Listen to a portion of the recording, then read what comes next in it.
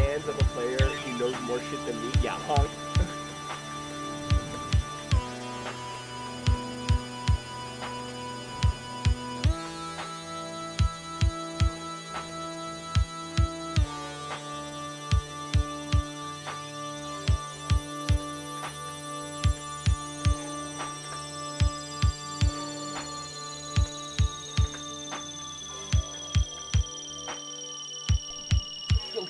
He got the double boom. He got like the double. Oh man. See, like, I would love to see what like a task combo video of Jangpung 2 looks like.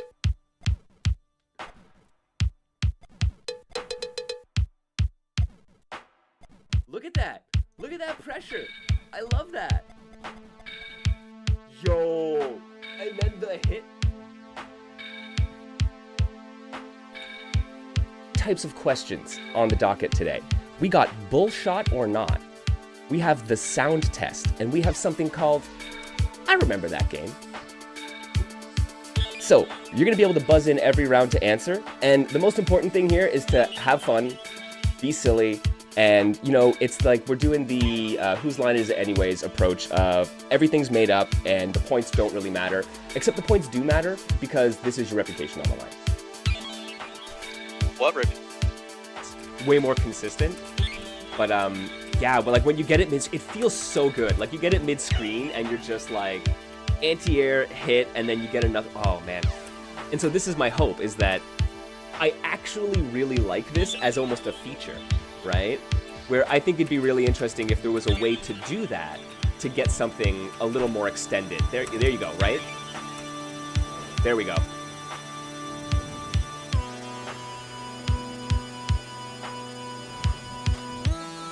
Oh, and the walk-up throw!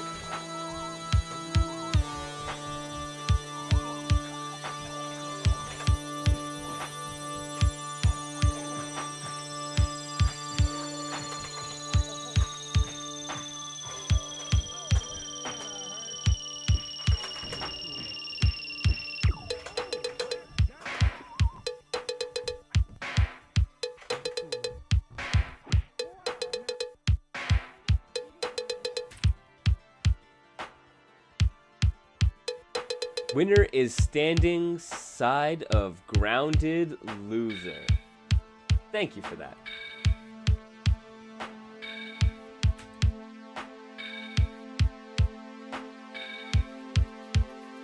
Okay. We need to see what the boss character is like, right? Wait a second. Hard to tell. She's got like the charmed blush in the character portrait, but this looks more possessed. She's cracked out on this one, yeah. She's Oh, very hey. similar to her brother. Oh wow, you got a Shoji combo. Put that. That was cool. Oh.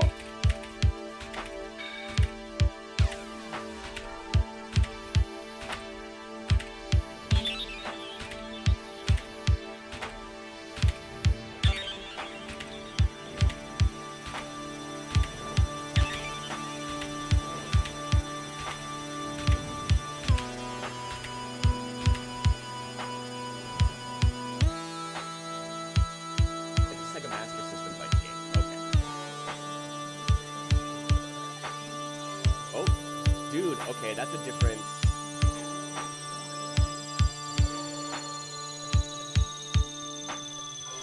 That's a different looking...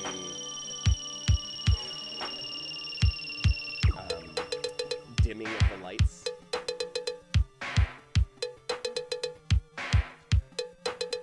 I guess you can get it at different brightnesses. I didn't realize that.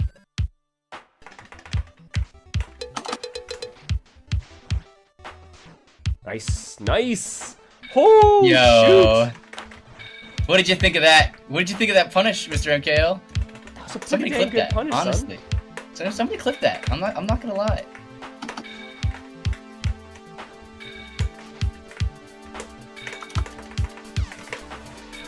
That was a good tick, yeah. Oh, that traded. Shoot. I can't believe it traded, honestly, because I'm invincible. I thought I...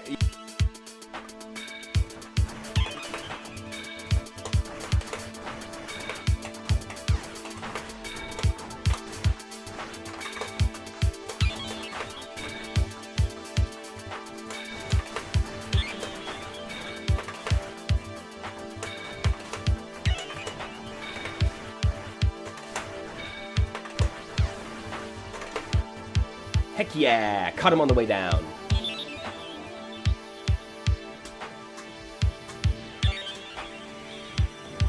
Ready for the Oki. Oh shit.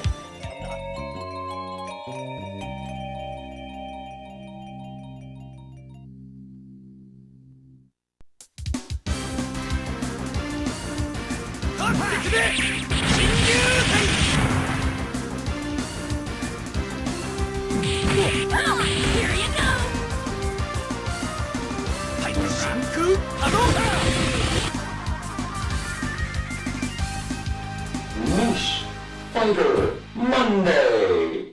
Yo, hello everybody. Welcome to Niche Fighter Monday.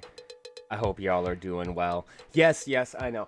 So, for those who don't know, because I see it in the I see y'all talking in the chat there. The ads on Twitch are something else, right? I know I heard some folks were not happy about what was going on with the ads at Combo Breaker. Unfortunately, the 3-minute ad thing, that's like in part to get rid of pre-rolls for newcomers. It means that if you're there at the beginning of the stream, you get them anyways, because you gotta run the 3 minutes before you get it. But yeah, yo,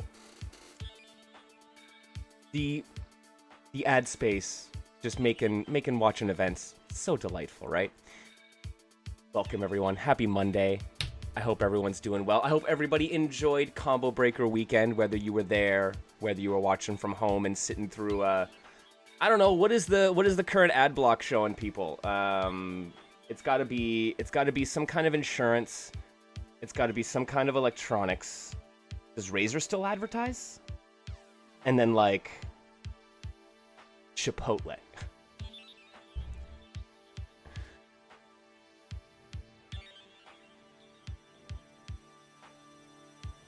Yeah, no, well this is like okay, apparently we're talking apparently we're talking streaming business and ad rev this morning.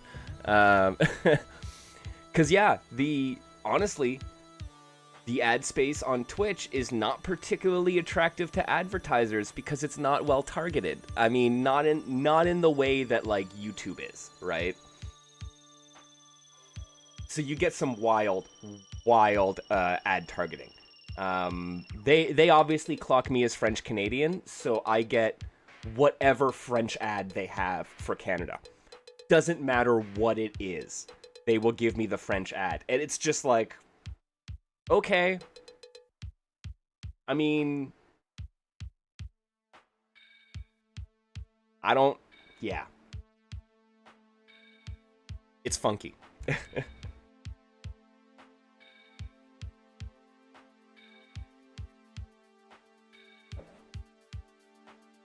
And some air purifiers. I mean, hey, look, I enjoy a good air purifier. Being in the basement, sometimes we need a solid dehumidifier. I don't need a dehumidifier with RGB lights. Everything in my house already has RGB lights. Please make them stop glowing. I would like to be able to leave my keyboard plugged in without without like casting an eerie glow on my dog at 2 a.m., right? Like that's, I don't know. I feel that's not too much to ask.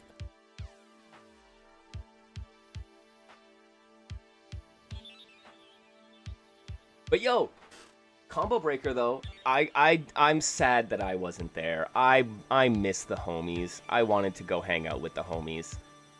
But I did see some interesting stuff from afar. I saw some lovely indie fighters getting love.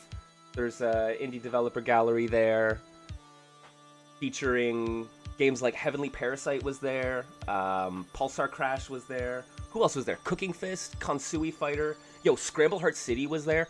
There were some amazing games. Area Zero. lovely to see. I'm so glad. I say it all the time. Just like every time you see these indie devs gathering at an event, please go support them if you can. Like a bunch of these developers. So y'all on the East Coast, I understand that it's you're not from the East Coast. It's hard to make it out to Combo Breaker sometimes. But hey, guess what? A lot of those developers who are at Combo Breaker are also going to be at EVO. And I understand that EVO is not exactly the, like, I'm going to roll in with $10 and go check something out for the weekend kind of event. But there are going to be some fantastic developers there at the EVO Indie Dev Gallery. I'm going to be there to support them. And, yo, I hope y'all come out and show some love to these devs. So, we had a great showing last year, and we're going to have an amazing one this year. I can't wait.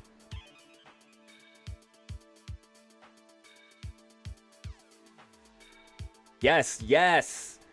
Okay, so I have been, like, legitimately, for the last year, I've been thinking about, is there a way that we could crowdfund a indie fighting game developer grant, right? Like, this is kind of what we tried to do with some degree of success with the Niche Fighter Fete a couple years ago, right? The Niche Fighter Fete was, like, just a celebration of indie and niche fighters, but also an excuse for everyone to get together and raise some money to help Mega Knockdown get, like, hire an artist to get dedicated art. I love the Germa stuff in Mega Knockdown. I love how that's how it started, and I'm glad that we can still have the Jeremy DLC. But, like, the new art direction really kind of set a really amazing tone for Mega Knockdown and its development, and, like, I'm proud to say that, like, us as a community, like, we as a community got together and we're like, hey, let's put our time and effort and money where our mouth is and help support these indie devs. So, like, I thought that was great. It wasn't enough to, like, fund the entirety of the art, obviously, but it was enough to get that relationship between Alan and D-Hamster growing and to, like, kick them off down this path, right? So, like, how do you do this? Like, right? And, like, I mean, like, the obvious one for me, like, for one of the things that started this was like, hey, man, like, it's hard for indie developers to get out to EVO or to get out to these big events like Combo Breaker. Is there a way that we could do that, right? But it's like, who holds this money? Who decides where it goes? Right? Like, there's then, like, this expectation, like, there's a guarantee. If I'm giving you this money, you have to go and do this thing, right? So it's like, how do you commit and organize for a timeline for all that stuff? It's like, there are some complicated questions, but I've been trying to think this over, because I really think that, yeah, like, we should be able to get folks like Andrea out to events like Combo Breaker more often. We should be able to get Star Cutter out to CEO, right? Like, those are, and these are, like, very achievable things. And it's like, much like the Niche Fighter Fete, even if we don't manage to fund the entirety of what it is that we're looking for, you know, we were like, hey, new art for Mega Knockdown. We didn't do it all, but we did a portion of it and we got it started. And it's like, if we can kick these developers off on the right path, right? Give them that baseline so that they know it's reasonable, right?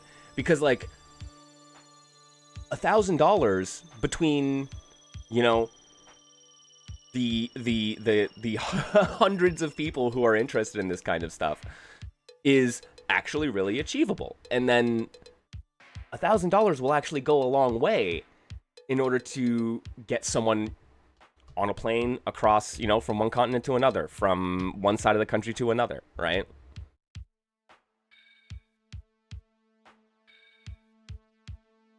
Yeah, right, Andre, you sometimes have the temptation to redirect some of the money you get from your daily job to fund indie fighting devs, but you don't want to make it dependent on just one person's income. Yeah, exactly, right? So, like, that's why I'm like, some kind of indie fighting game grant, right? That, like, we can work, like, we as a community can work towards supporting and funding throughout the year, that then can, like, hey, when we hit a threshold, that means people can cash out, right? And, like, and get that support to push them to the next event.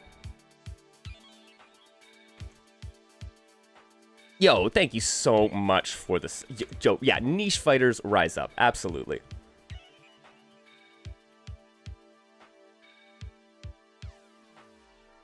Pterodax, yeah. The city you live in is a generic indie game funding program. So yeah, similar to what you're talking about, what I'm talking about here. Oh, nice. You applied with Vital Charge. Amazing. That is great to hear. Yeah, no, Resistance 2040X just got funded by the German Ministry of Research. Absolutely. I believe, I want to say Frostfire at some point got some government funding, but I might be mistaken on that. Grant organizing is a whole thing. Yeah. Oh, no, absolutely. not to, I don't want to, like, make this seem like it's, like, a frivolous thing, right? Like, yeah, no, this is, like, a huge organizing endeavor. And there are, like, legal implications, right? So, it's its own thing. Been there with the local government funding stuff, says Rod, as a game dev association. And, yeah, complicated politics and expectations, to say the least. And that's where I'm, like... Right, like what we did with the Niche Fighter Fete was, I think, ad hoc and casual enough in a way that, like, yeah, that wasn't quite the thing. But as soon as you're like, hey, there's this pool who wants access, instead of, hey, I'm working with this person to help support a thing, those are two different kind of scenarios, right?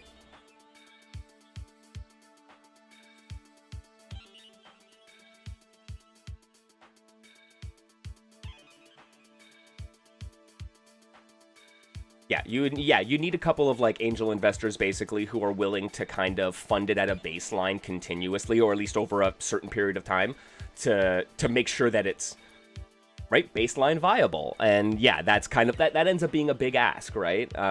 It's one of those things where it's like, yeah, I'm happy to, use my with what I have in terms of my resources, I'm happy to kind of support devs where I can, but I would say more than that, it's my time and effort that goes into it. And once again, happy to do that. That is, I like doing that.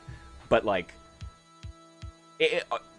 honestly, like, if I could just be like, and you're funded, like, maybe that's what I would do instead, right? I don't know. It's a weird thing. No, I never want to give up Niche Fighter Monday.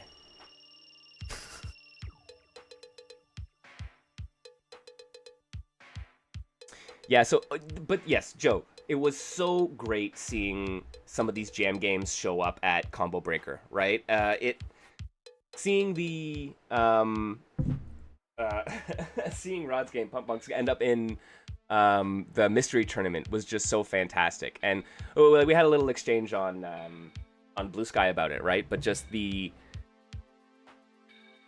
seeing people get it, seeing players get the concept, right?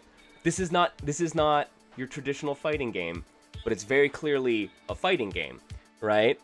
And then having that kind of, like, concise design really so successfully communicate what the game is about mechanically, but why it's entertaining to play, but also why it's entertaining to watch, and then why it's interesting at a competitive level, right? So, like, you got the competitors breaking it down, and over the course of a few rounds, you see them really understand it. They truly grokked what was going on. The commentators, too, were right there along with them. And, like, the beautiful, the absolute art that is the audience chiming in with Bop That Punk was just so delightful, right? Like, seeing everyone involved in that equation really get it so quickly. Oh, it was just so heartening, man. I absolutely love to see that. Like, truly, I was saying this to Mrs. MKL. That is art. Like, these games, they are art in and of themselves. The visuals in them, that's art. The competition, right? The skill is artful as well. But, like, so is that whole experience, right? That idea that all of those three groups of people there for very different reasons saw the game, got it immediately, and were all on the same page, right? That is art. So, legitimately, big shout outs. Like, that is, I think it's a true testament to what you can do when you have, like, a solid design vision and a good plan to execute it. What you can do in a very short period of time, right? The number of folks I saw on Blue Sky posting just like this was a jam game, right? Like they did not realize that, right? And yeah, no, it speaks volumes, right? So yeah, that chant was fantastic. I absolutely love that shit.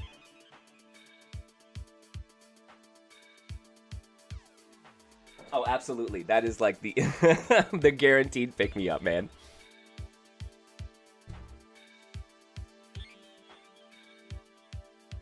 Hey, Blast. Yo, safe travels back from CB. 100%. I'm happy to be able to check this out. Yeah, man, we got 3 games on deck today. So we, of course, have Vital Charge. We also have Arcane Arena on deck, as well as Shadow Duel. So Vital Charge is kind of like a... okay, you remember like in like the, you know, the idea of like the super band, right? Where you would get like, there was like supposed to be that like 90s industrial super band. It was like Trent Reznor, Marilyn Manson, oh god, Maynard James Keenan from A Perfect Circle and Tool, right? It was like, it was I can't remember his name now, but it was the lead singer from Deftones, right? Like, and it was like all these, they were all gonna get together and make an album, and you know that shit never happens. Chino, thank you, Chino Moreno, thank you. And it was like, you're like, oh my god, what would these people make if they got together? It would be so fantastic. And then, you know, like hubris and ego gets in the way, and those things inevitably fall apart, right? I'm like, I'm looking at the list of developers on Vital Charge, and I'm just like, okay, so we got a super band.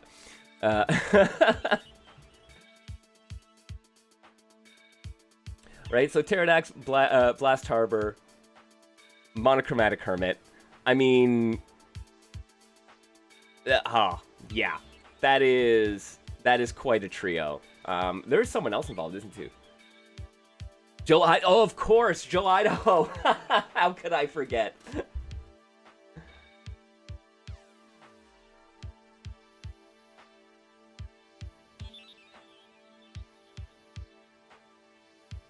Oh, lordy. It is a fascinating thing to see. I love all these developers coming together. Yeah, Avantasia for you metalheads. Yeah, like, see? There's a super band for every genre. You know, it's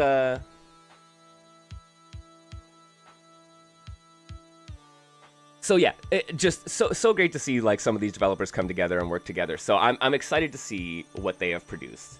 What do we have here?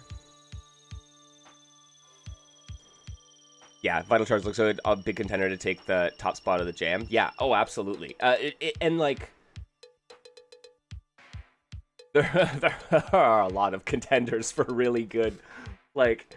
My top, like if you ask me my top 5 by the end of this, I'm gonna be struggling, right? It will be in no particular order. Yeah, right. Squeed like a teenager, right? Absolutely. It is like if you're tuned into some of this stuff, you're like, that is an intriguing melange. So let's start it off, yo. Let's play some Vital Charge.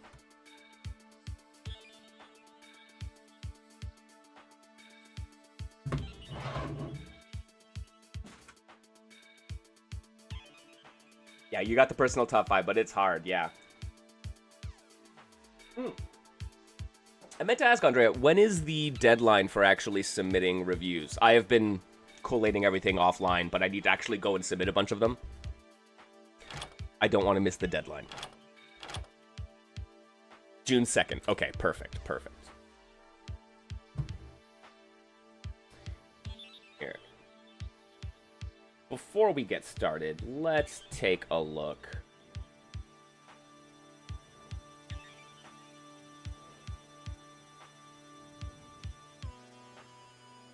Okay, we got a little bit of time. Yeah.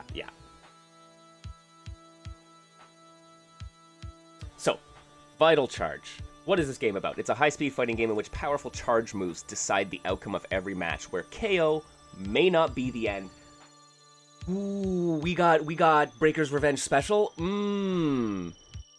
Each character has a unique charge attack tied to a timer. When it's full, you can unleash a powered version of the attack, but be strategic. Using the attack before the timer is full will deplete the timer, and the normal version of the attack will come out instead. Alright.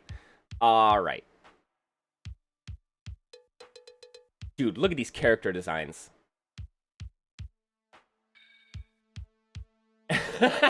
D-Cell drives a Pontiac Firebird with the pop-up headlights. He uses a array of projectiles to land long juggles and his short hop to overwhelm opponents. Darren Cell is an ideal generalist, excelling at every general mechanic and vital charge. Coagula is a vampire slime girl made out of blood. This is character design, man. She spends her own health on powerful summons and attacks that keep her opponents blocking for a long time, but steals life back when she lands a grab. Playing Coagula is a delicate technical balance where you both control the flow of the game, but must take bigger risks to stay alive. Alright, Alice collects magic knives with her vampire girlfriend. Alice seems like a cool girl. She's the fastest character in the game, both in terms of move speed and APM. Unique command dash and fast fall allows her to string unique expressive gameplay. Long reach and her knife contrast more risky kicks. And then Kevin, a real robot. Alright, we got robots. Coagula is such a good name. Okay.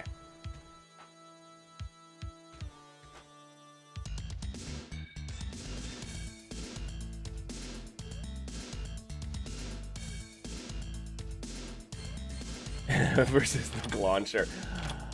Like, I gotta be real. Okay.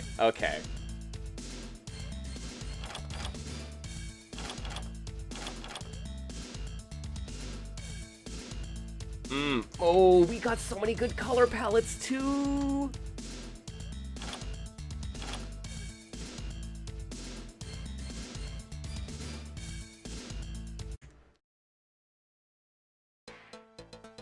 Everyone got named like a day, but it took so long to settle on her. Oh, that's funny. Okay. Okay, this menu's working pretty dang well. I want to turn off hitboxes. Alright. Light, medium, charge?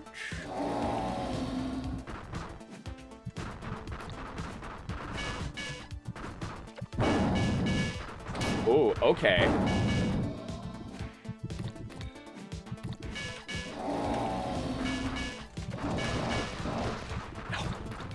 Oh, this is so cool.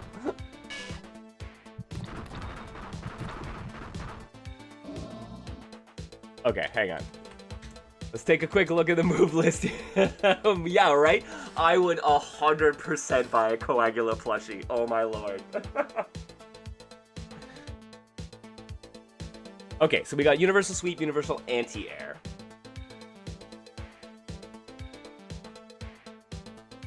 And then Charge Heavy with extra rate. Let me... Hang on. I'm gonna do a quick check on the...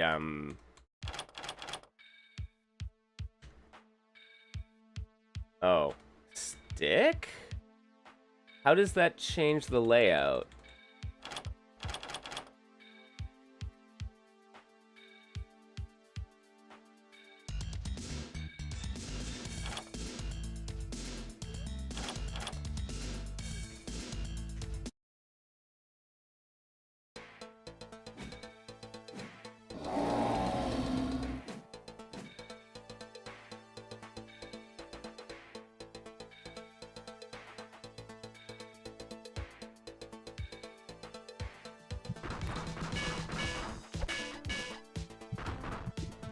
Stick puts ABC on the top row. Okay. So that's A, right? A, B, and C.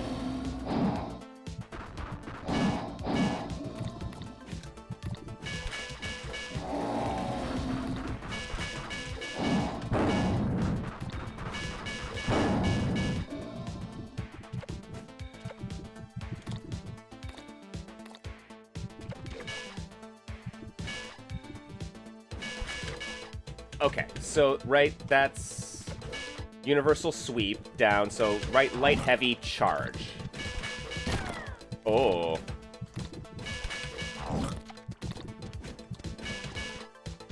Oh, my little dude.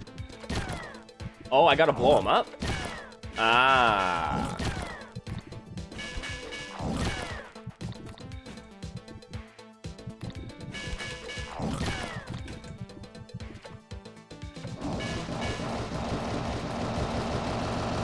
Oh, that just uses all of her... Ah, okay. I'm seeing it. So, that doesn't take anything. That takes a little for the summon. Okay.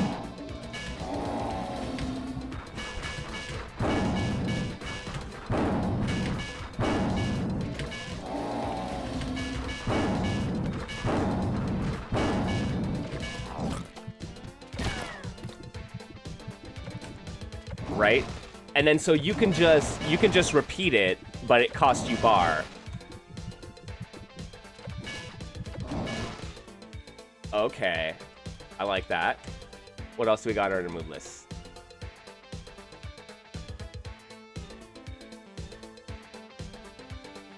Ooh, bat form?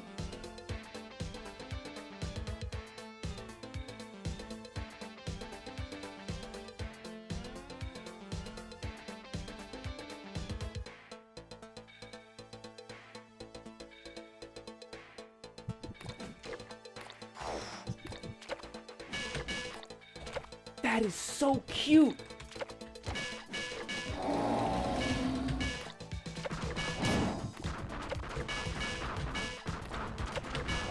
I'm sorry. That is adorable.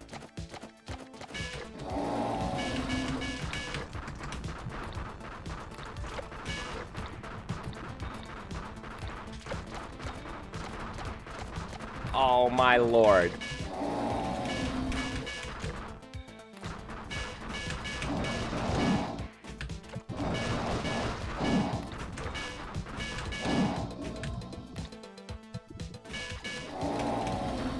Okay, so yeah, no, the audio is fantastic.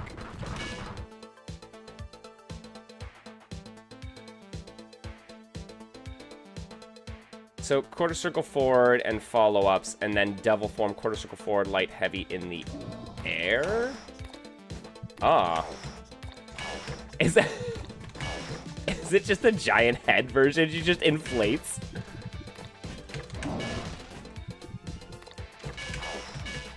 Oh, nice. Okay.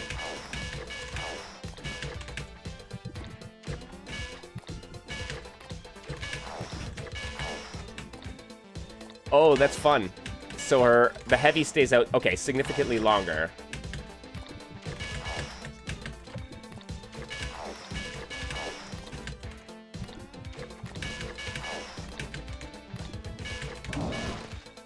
Hang on. I want to get that juggle again. So there's some pretty intense gravity scaling, right?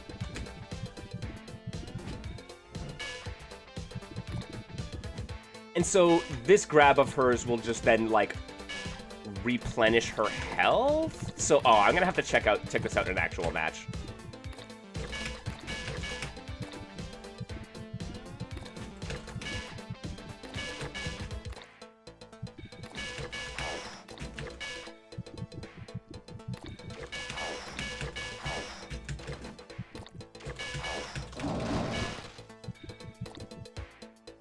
Okay.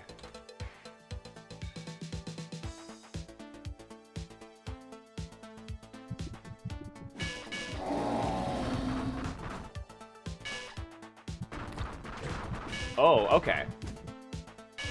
Okay, that's a decent chunk.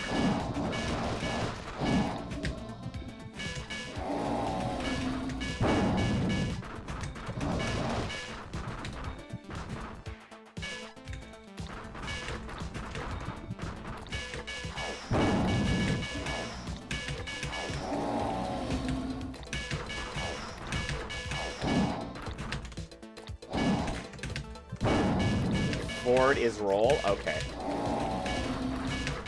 Oh ho ho! Oh, well, that's fun.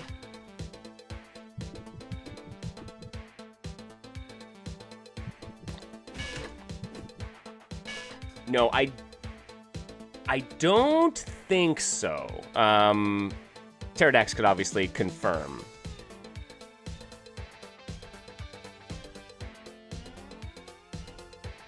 Max charge.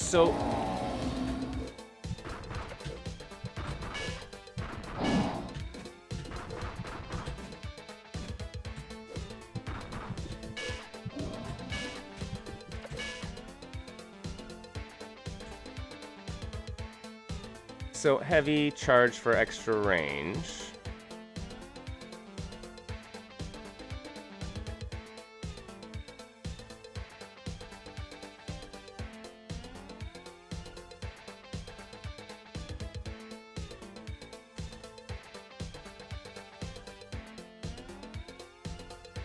This, yo, what's up, Siren? This game is called Vital Charge.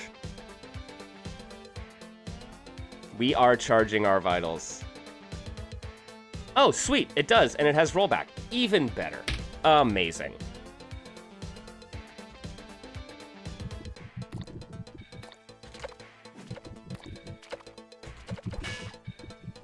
Oh, man, seriously. The animation on this is absolutely lovely. She looks so satisfied right now. Like, look at this. This is a girl who enjoys being a slime. Like,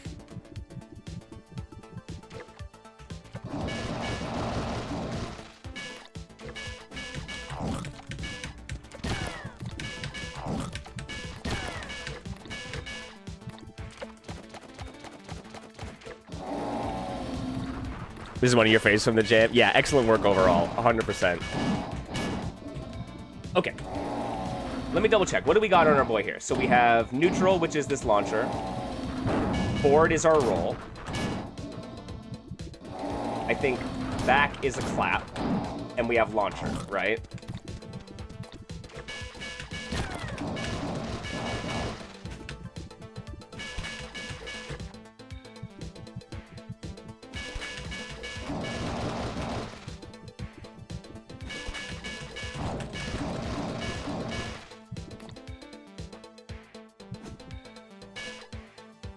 Okay, so right, we have light heavy.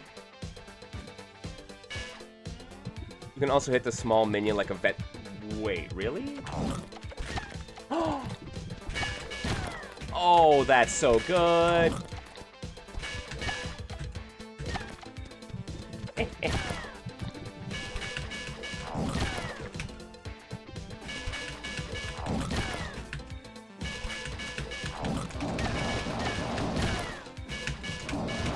Oh, fun! Oh, man.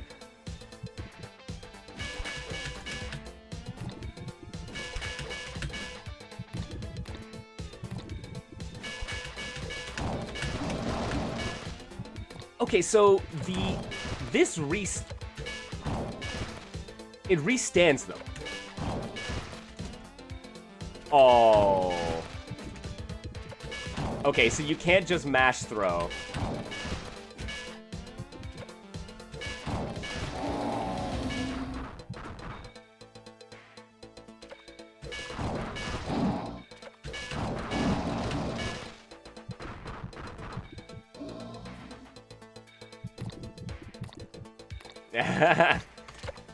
Look, the cat girls are optional. Andrea is nothing if not a reasonable individual. Okay. Okay, that's hella sick. Let's go check out... I mean, we should always be starting with our, like... Not regular guy, but our dude. We should start with the duders.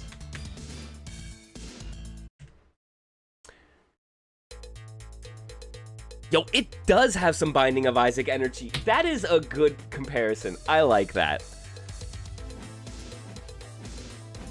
Supersonic shock.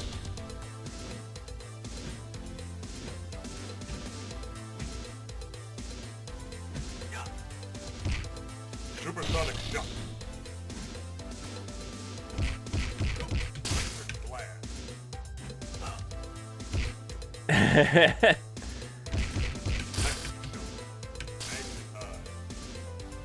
Ooh, magnetize.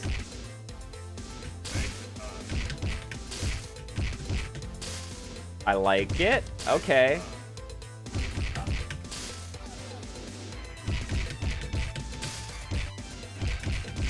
Okay, so yeah, default Oki there. I like it.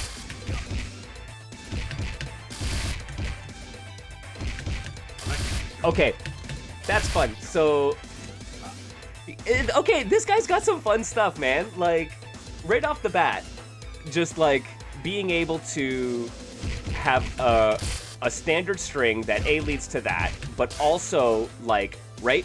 You can put the Oki behind them and then rush in, or you can set it right on top for when they wake up, right? And that's kind of just like built into their base kit. But then also, I love the heavy fireball not comboing off of heavy punch, right? But then if you land the hit, at least in the corner, you can combo off of it. Oh, I like that.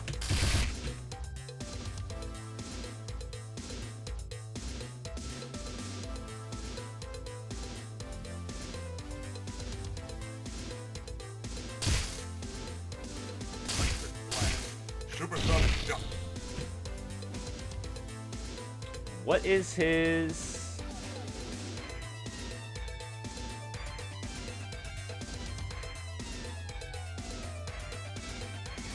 Is it the air move? No. What's his spinning lariat? Oh, it's DP? Oh. Did I just miss that?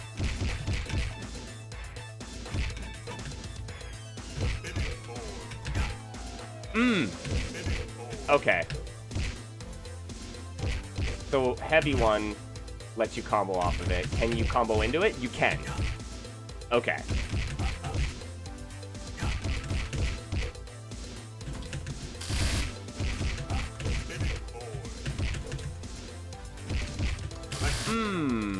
Oh, I guess if they're grounded, that's not gonna work.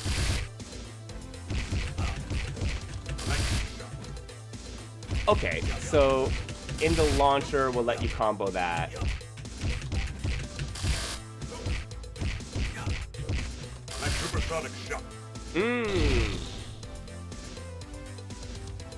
He's got some just like good base stuff that just flows really well, right? Like Coagula, obviously a little bit more of a complex character with the summons.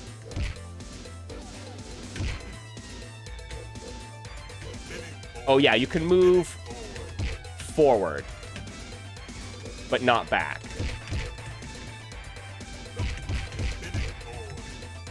Okay.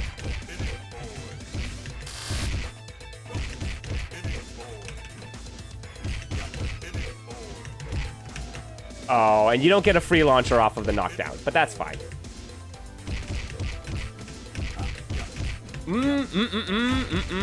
Launch into light. Okay, launch into light lariat.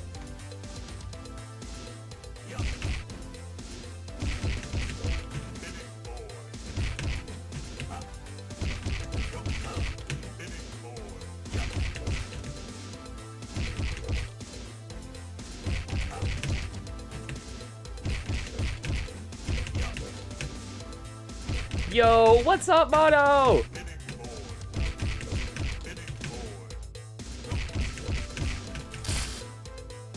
How you doing? Yeah, very much likely we use it as a reversal. I could see that. Oh, yeah. He had some momentum stuff if you Kara's Lariat it. Oh, and Dev, but you took it out in favor of just being able to go for it. That makes sense. Supersonic jump.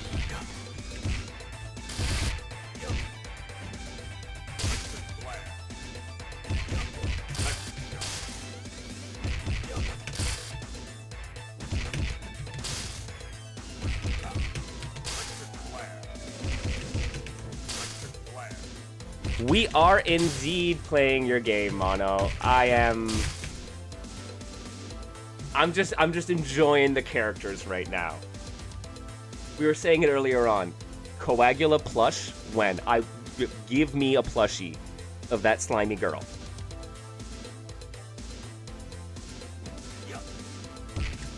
Booyah.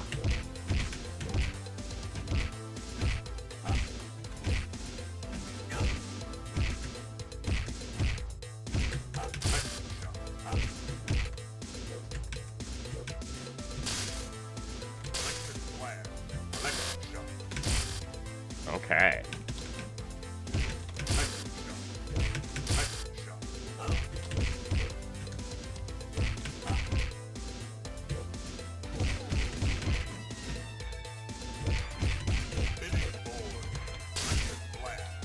Can I just, like... Supersonic jump.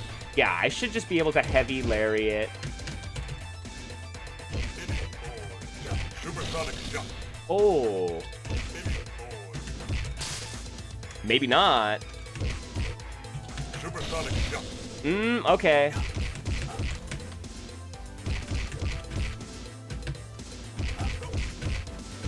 Supersonic jump. I can get that. Okay, okay. We find another way to get into our supers. It's all right.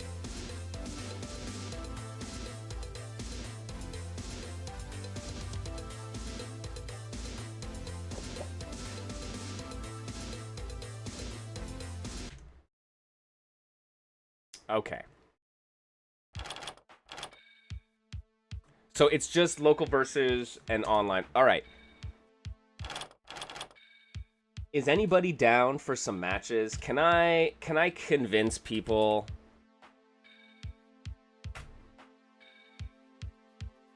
to come online in Vital Charge?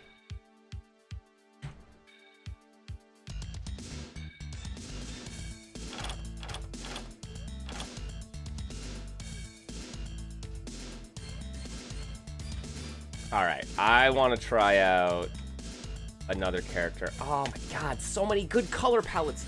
How do you guys do it?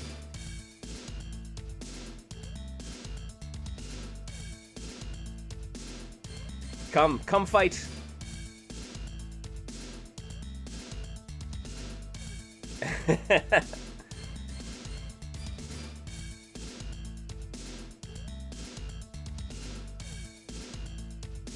Let's go. What's up, JT? All right. I have not tried out Alice yet, so we're going to be learning on the fly.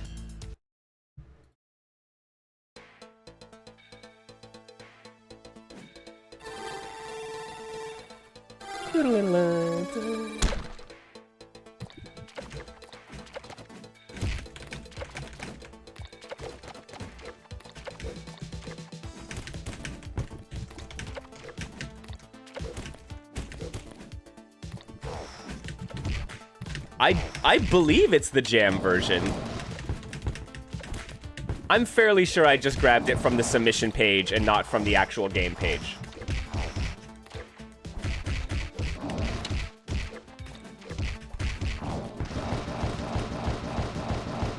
Oh, really?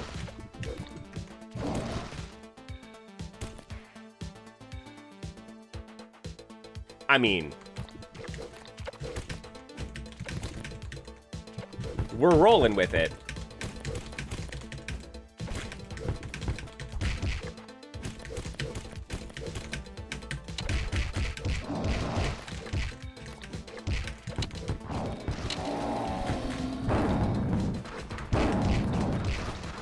Nice. Oh my lord. This is Vital Charge, Lanky. If someone could be so kind as to perhaps drop a link to it in the chat, that would be great.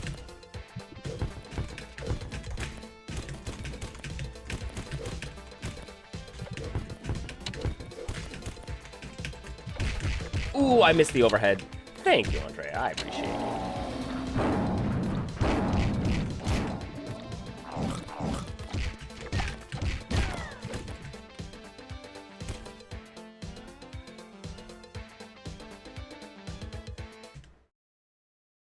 Let's do some, like, you know, run a few matches. We'll pop back out. We'll see if we can get another player in.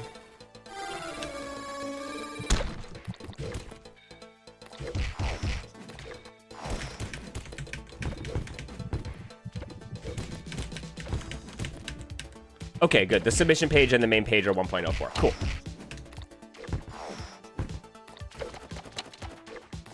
just immediately, like, it feels so good.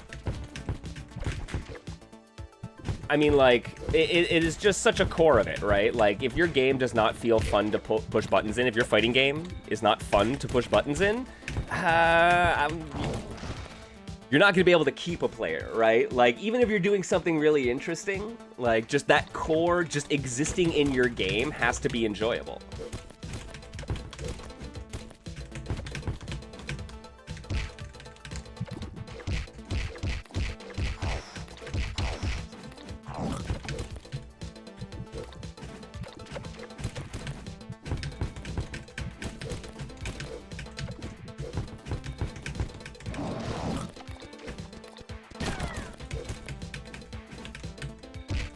Oh, get some health back. All right.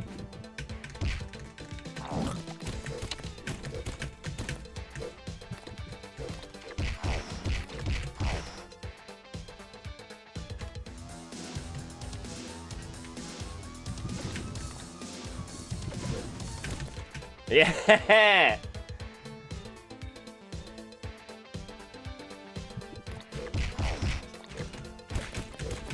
KO or no?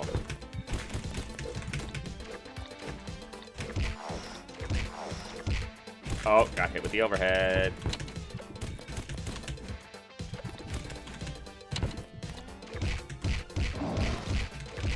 You played both this and Beast Cut at CB? That's amazing. Oh, shoot.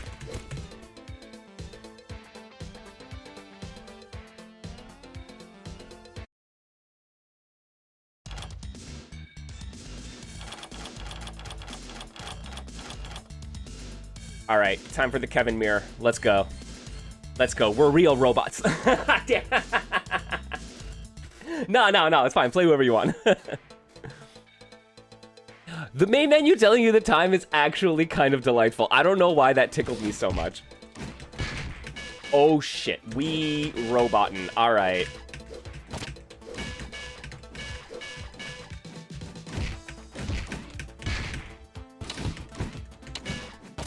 Oh, so slow. All right. Oh, we got grabs?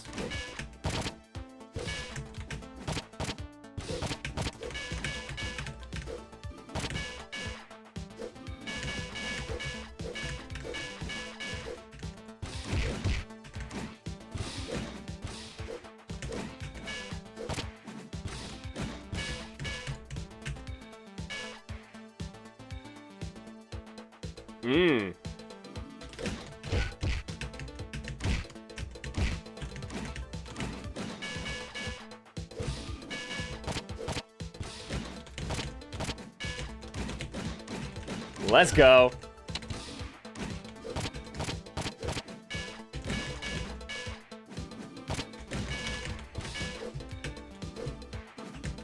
Yeah.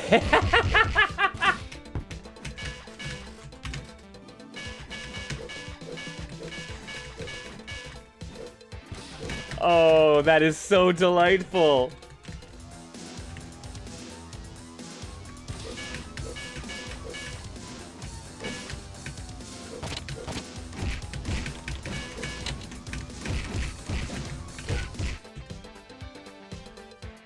Oh, that's so good too.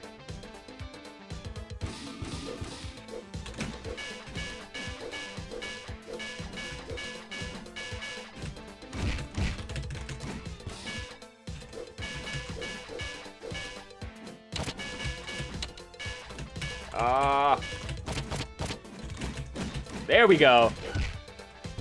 Took me long enough, but I got there.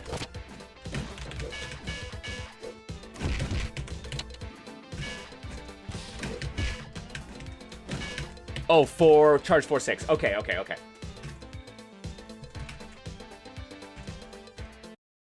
uno mas, and then we're gonna move to a, then I'll back out and try to get someone else in here. Moha said they're on deck, so.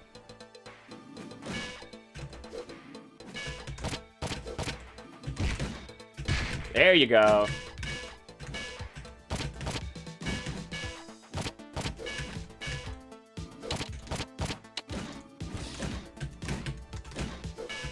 I tried that. I tried the anti-air grab. Oh.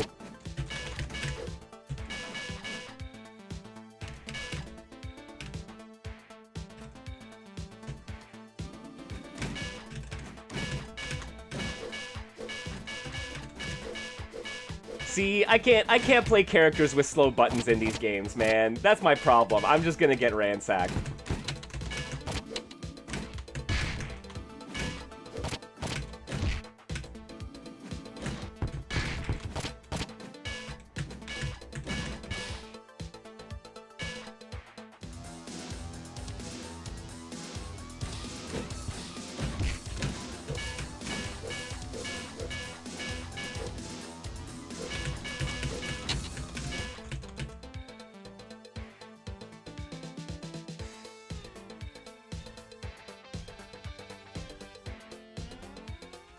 GG's.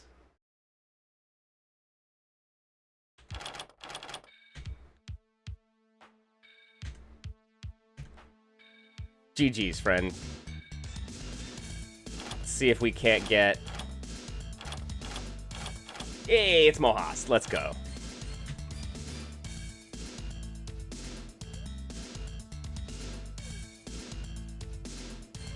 Ooh, the purple's nice, though, I gotta say.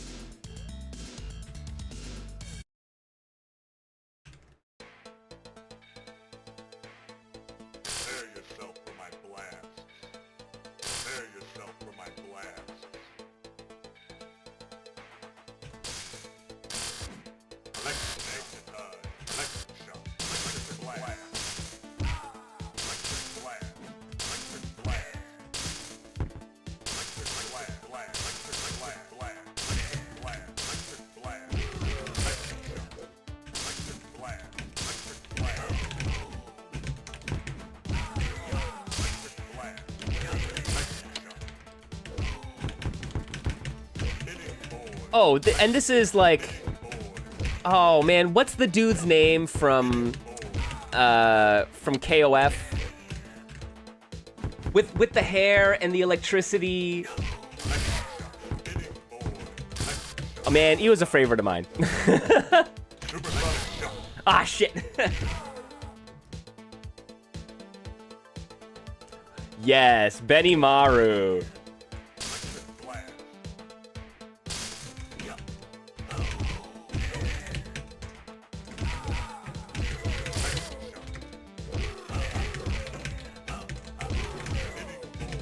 Aw, missed it.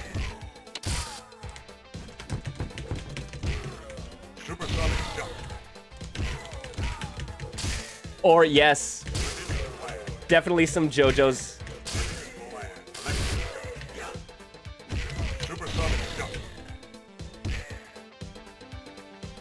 Yeah, Blast is a KOF evangelist, so of course there's at least a living embodiment somewhere.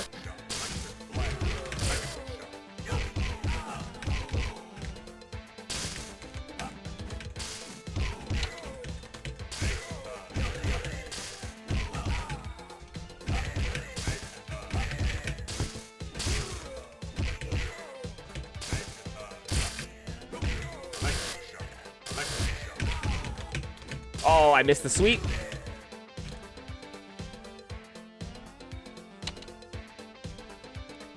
Inspired by Paul Phoenix and Benimaru, yeah.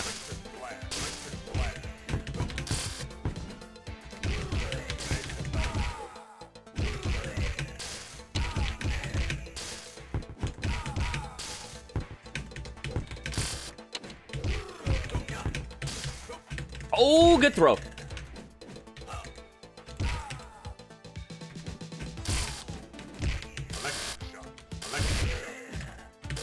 Oh yeah, the honestly the the re-jumps seem fairly like lenient and considerate. Like you could end up flowing some really interesting air combos. I mean, Heat Wave is very similar in that way too, where it's like there's enough, like their moves are all cancelable, but it's a huge cancel window, so there's a lot of variation in when you can hit.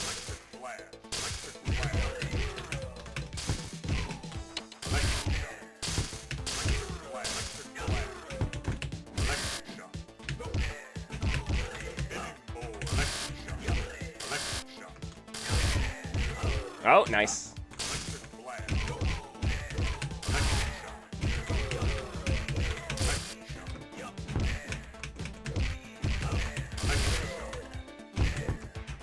Yeah, in the corner especially, that's hella good. Supersonic shot. Oh! You know what? I'm not done.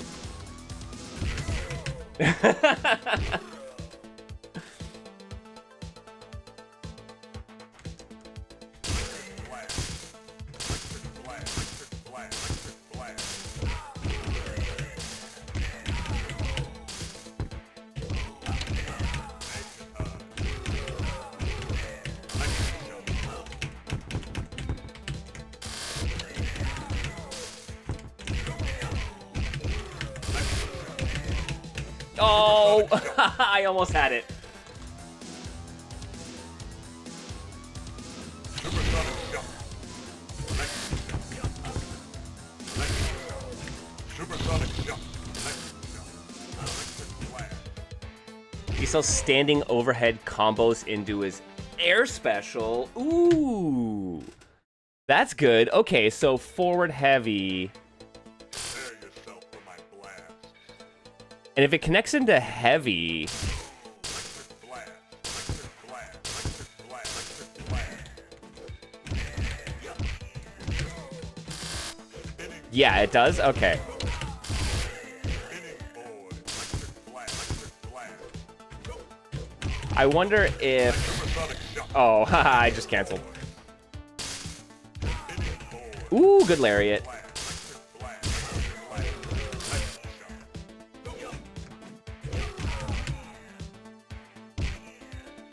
I love it, man. It's short, sweet combos. There's some good back and forth here. I mean, honestly, it does feel kind of... Not that it, like, plays like Breaker's Revenge, but Breaker's definitely has that kind of Supersonic shot. very fast-paced back and forth vibe.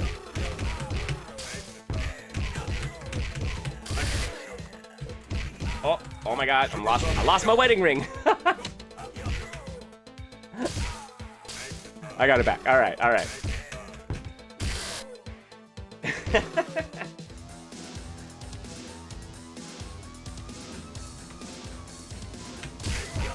Oh shoot. You got it back. You brought it back.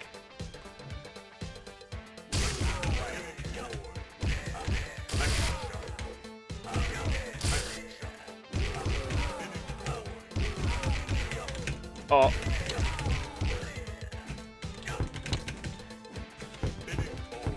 Can I? Oh, I got hit. Supersonic shot.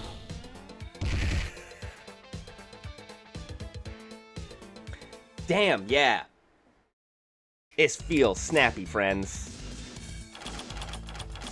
Alright, let's go. Coagula. There's something about these color palettes. I am just in love. And now I get to fly around like a bat.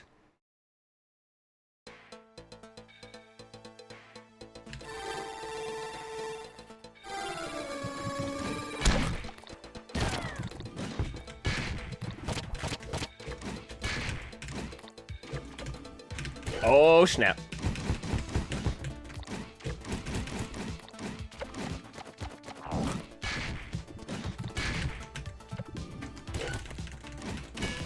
Yeah, what's up, creator? We jamming today.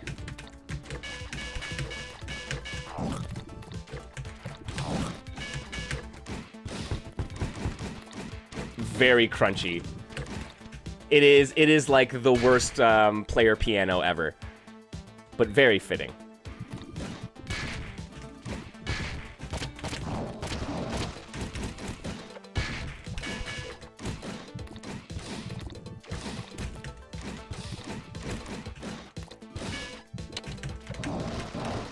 Oh, shoot! Okay, that counters. Alright. Oh,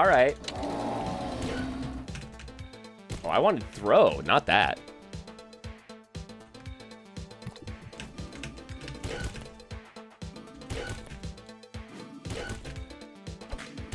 Okay.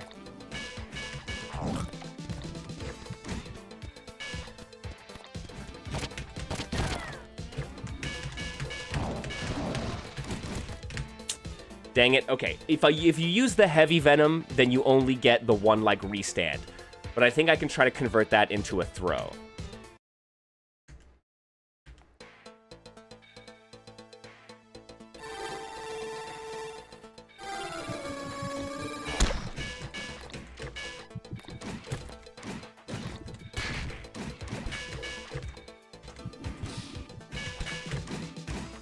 Ah, jeez.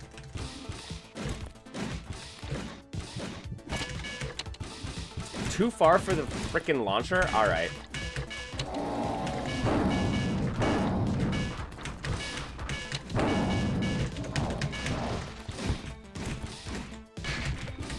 No!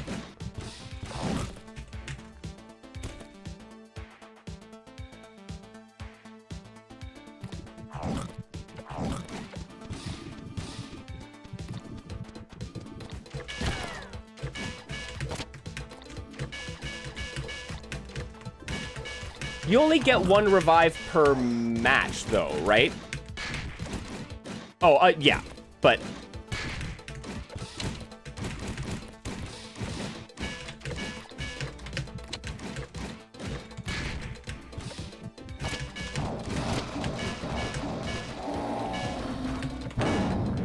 No! Oh!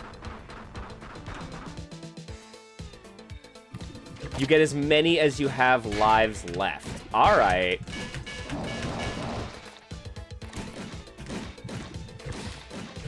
Yeah, then you get it back if you win. Okay.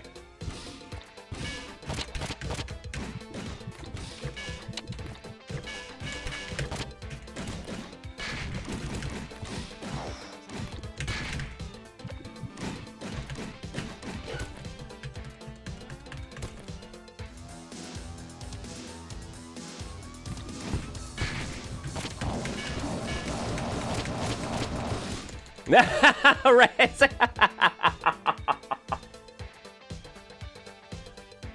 That was not a wise play.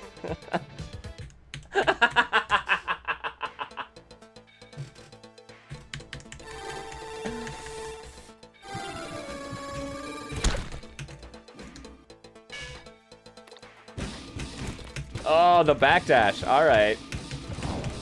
Seriously?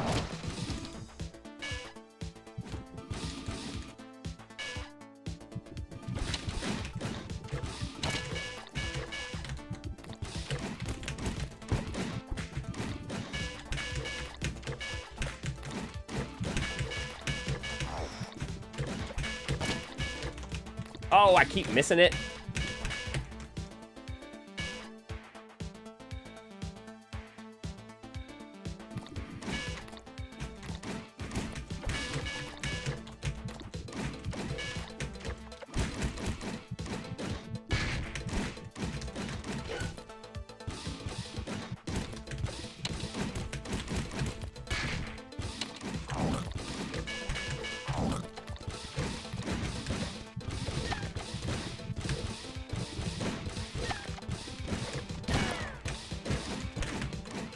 God, I got gribbled. All right.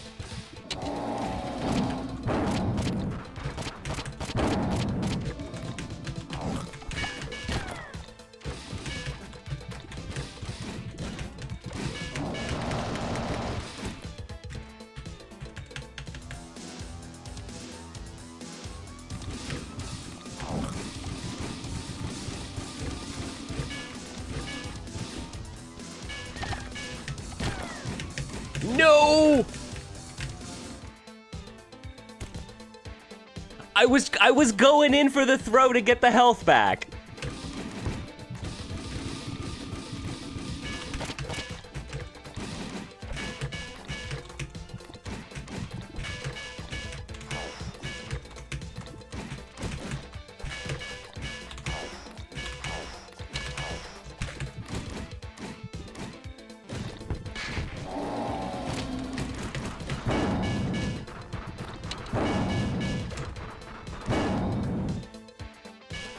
All right, spending my bar wisely, finally.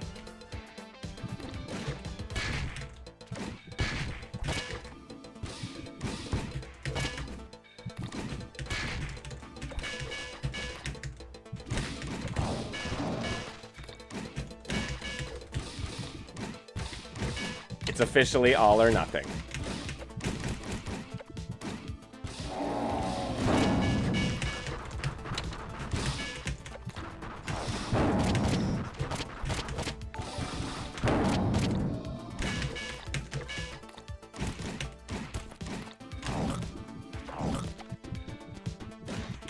No! Dang it. Yo, take it easy, Orange. I will be having fun with the jam submissions 100%.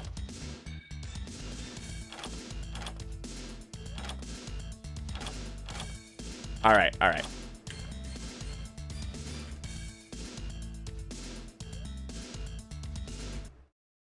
Uno mas mohast, and then I gotta take a little bit of a break, and we gotta come back with a new game. We still got a couple games on deck for today. We've already been at this for a little over an hour.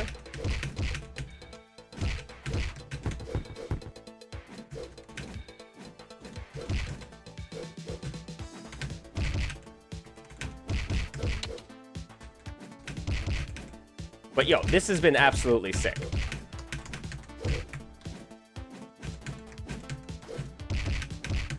Yo, no worries, Andrea. Thanks for swinging by. I appreciate it.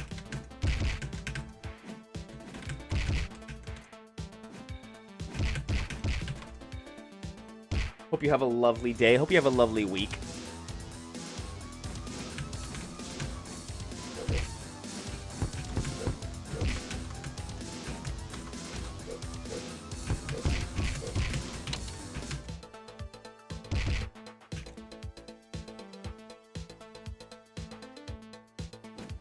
Yeah, yo, folks, it has been an absolute blast. Like I said, when I posted earlier on, thank you, folks, for like making this stuff. This has been so fantastic, being able to see, I don't know, ton of really interesting games.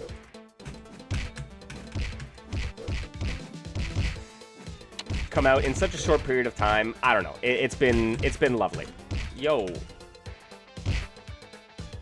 Does she have a directly downward dash? Is that just dash down? Oh, no, it's down C in the air. All right. Or C in the air, rather.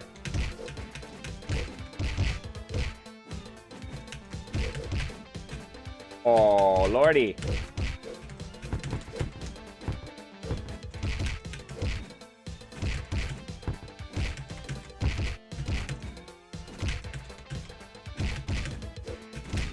Good backdash.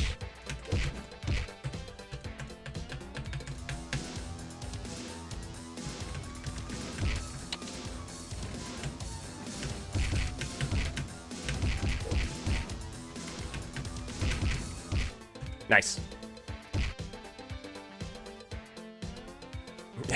All right, creator, will do.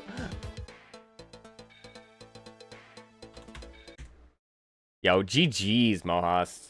Folks, this is so sick. I am gonna, just so y'all can check it out, I am gonna drop the link in chat. Y'all should check this out. This is so cool. Like, very well put together. I mean, I know, like, it's a jam. I understand that. There's gonna be kind of limits on how much polish I think gets into some of this stuff. But that said, there are some spots in these games where people have decided to really, really polish it up. Some folks have focused on, you know, characters. Some focused on kind of core systems. Others have done a really good job of providing, like, a lot of extra stuff, ephemera, right? Art galleries and such. There's, like, people have put polish in really different ways. And one of the ways that this game is polished is the menus. Like, I have had some trouble with the menus in some of these jam games. So, like, I understand. That is just, at its core, it is kind of it's a hurdle. Especially in some of the, like, frameworks that are being used, where I know that some of how much customization you can do readily is kind of actually limited in some ways in these frameworks because of the way they're set up. But just, like, it's just a little bit of, like, hey, solidly put together, nice set of options, right? Just, like, good setting, right? Like, just good settings options, good training mode options. Your biggest inspirations were circles. I can see.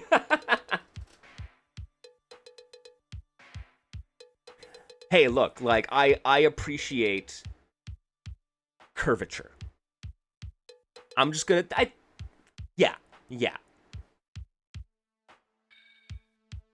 You're pondering your orb.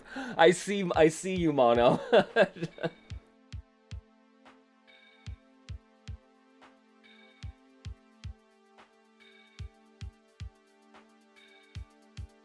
But like, yeah, just, I mean, there is, I think, like I said, some games really went above and beyond in terms of kind of the feature set in their games, but there's something to be said about a just really well executed core feature set, and then once you're in that game, there's, right, like, the character designs are beautiful, the art is gorgeous, the sound is great, right? Like, you execute on all that stuff, so.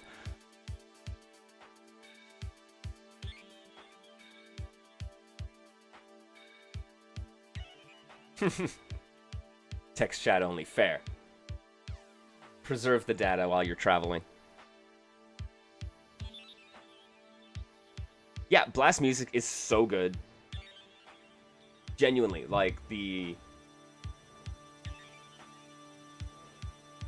think that is oftentimes a question from developers, is like, oh man, like, how polished do I have to be? And like, maybe this is me, right? And I mean, I am admittedly kind of the exception at this point. Like, I don't, most people don't play fighting games the way that I do. Just by doing this, it makes it different, right? But like, I feel like if you just have solid controller recognition and ideally button mapping, but if you have smart default controls that can work with pad, and then just like menus that you can navigate comfortably, and then just a really interesting idea in a small vertical slice, like that is, for me, that is the bare minimum. But I do always recommend, where I'm like, if you want to introduce your game to folks who are not in your like core circle, I highly recommend getting solid button remapping.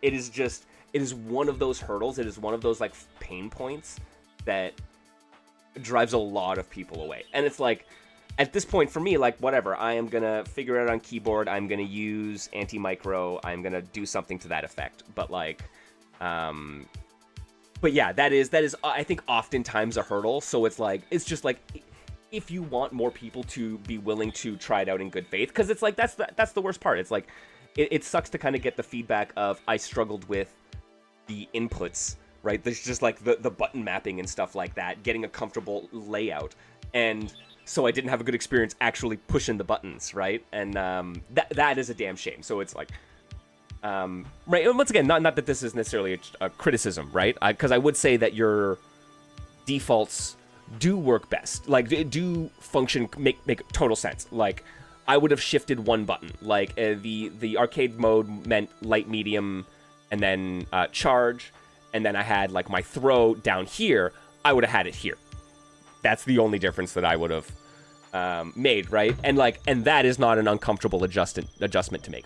But oftentimes, what you get when you transpose like pad layouts onto an arcade stick or a leverless is you'll get like light, medium, and then down to heavy, and then maybe like the S over here, right? And it's like that could make for a really weird layout. So smart on having the like pad and stick defaults, right? And those work very, very well. But also good to know that you're working on it. Oh, yes, thank you. This is the Kansui Fighter leverless that I won at Combo Breaker last year, actually. This is from the Kansui Fighter tournament. Oh, I gotta find out, man. I didn't keep tabs on any of those indie dev tournaments. I did see the winner of the Cooking Fist tournament that was out there, but I don't know who played in and who took Kansui Fighter. I'm gonna have to go poke Logan. But these things, yo, I'm not not sponsored or anything, but Hot 42, delightful. They are a like solid like arcade stick manufacturer. You can get these things for relatively cheap, especially compared to I think most leverless options. Like there was a period of time there where look, like post Street Fighter 4, I think a lot of arcade sticks, the base level ones, like the Mad Catz SE, right? You can get those for like $80, which not cheap, but also not like prohibitively expensive if this is something you really feel you should invest in. But like all arcade sticks for the last like 5 or 6 years have felt like they've all been like $250 plus until you get to the kind of like smaller hardware manufacturer circles, right? And Hot 42 has done a really good job of making like affordable ones, and they're super pretty. You can actually customize the RGB colors for all of these. I know I was complaining about RGB lighting on all my stuff recently, but yeah, you know. And it even has the a little like LED screen. I don't know if you can. Can I show you this? I got my my little Mars, Sailor Mars, winking at us.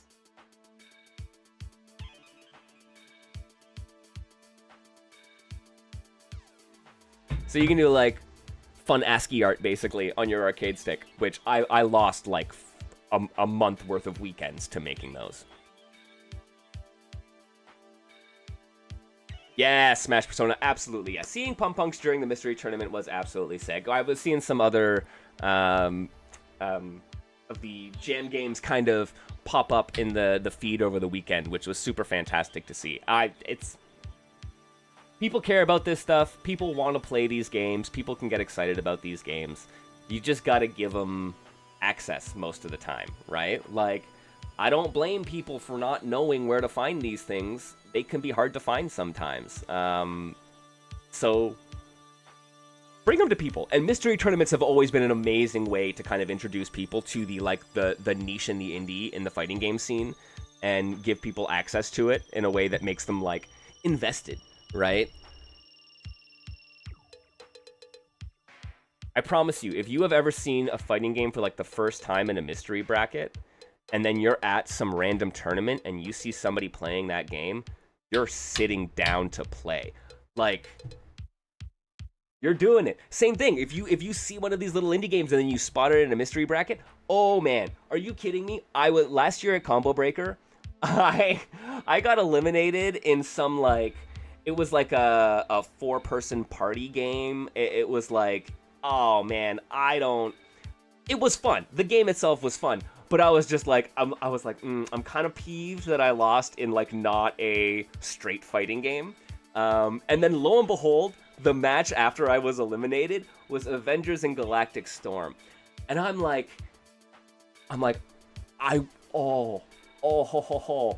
would have wrecked that round. It would have been so good, right? And I'm just like, I know Galactic Storm, okay? I can do this. And I'm like biting my tongue behind these guys, trying not to like tell them what to do, because you gotta let them figure it out. But like, yeah, when you know one of these games and you see them pop up, it's so good.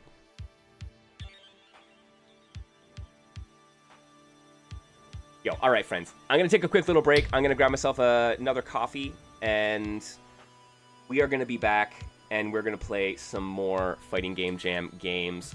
Up next is gonna be, it's gonna be Shadow Duel, courtesy of Mibiador. Who else? So Mibiador, Zale, Hyena Breezy, I Like Chalk, Nilvo, Dunlop, Pyman, so many. Like, I am in love with the fact that people have like formed whole ass teams. Like, that is an absolute delight. Yeah, Pterodax, thank you for swinging by. Like I said, thank you so much for making this stuff. I adore it. It's so good. Like, I don't know. constantly pleased and amazed, let me just say. I wonder sometimes when I'm gonna run out of interesting indie fighting games to talk about, but like, you're not gonna let me, is the thing, right? It's like, because every year goes by and there's like another dozen, and then another year will go by and people are like, you missed these. And it just keeps happening. So thank you for making that keep happening, because legitimately, like, I talk about supporting our indies around here, but like, for real, it would be quite impossible for me to do Niche Fighter Monday if you weren't out there making fighting games. So to the folks like Mib and Rod and Pterodax and, you know, Blast Harbor, everyone, Mohast, Sylv, like, A Creator, like, there are so many people out there, the Mad Artist, man, like, an unreal number of games came out here, and this is going to give me fodder for the next, 12 months easy.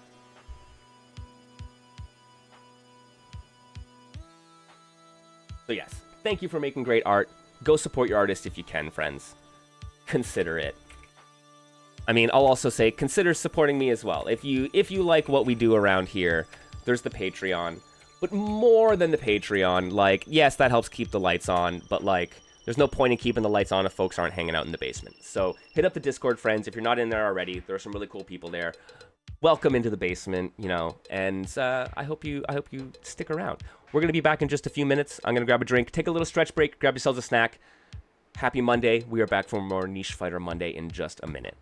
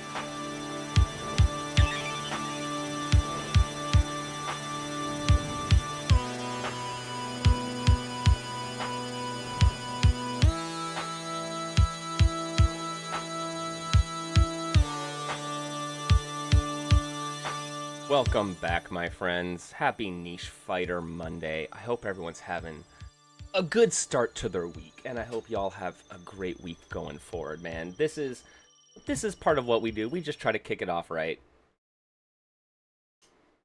Have a little bit of fun. A little bit of, you know, joy and positivity and some good games. That's what we're aiming for around these parts. And yo, up next, we got another April fighting game jam. Whoa. You ever play a fighting game jam? I've played a couple in my day.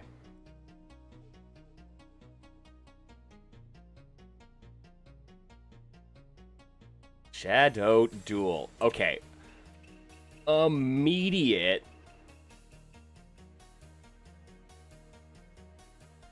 Oh god, what is the name? Immediate vibes. Oh, it's that like DOS robot fighting game. Oh, help me out here, guys.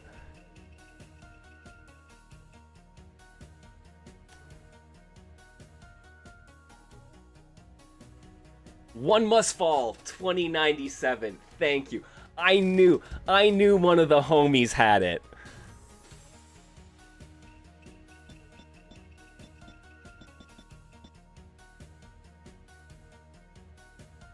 Okay, hang on a sec. We gotta start this out right. Let's start out by taking a look.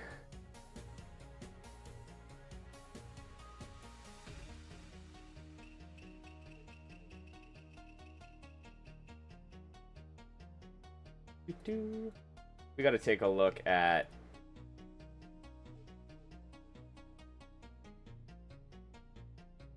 the page first, my friends. What is Shadow Duel all about? In a far-flung future, cat people rule Neo-Neokyo.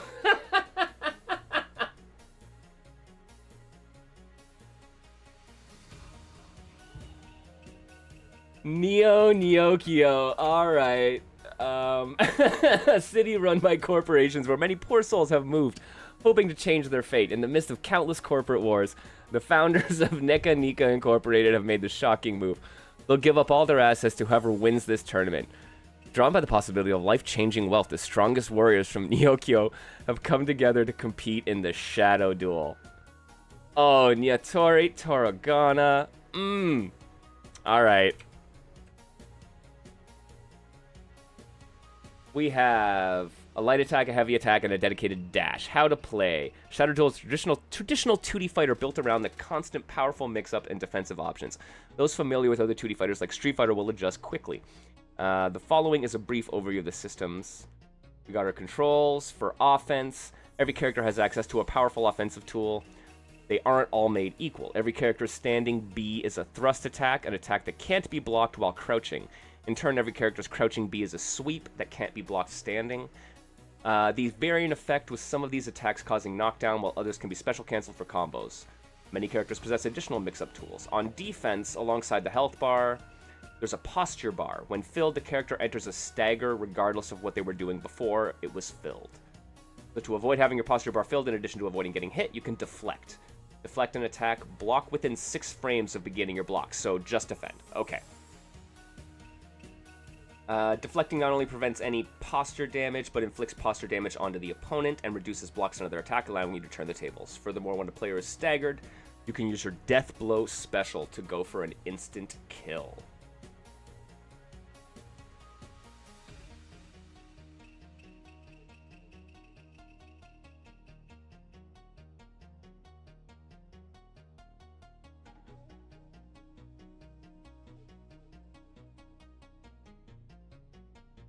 Neo-Neokyo is actually sending me. That's fucking great.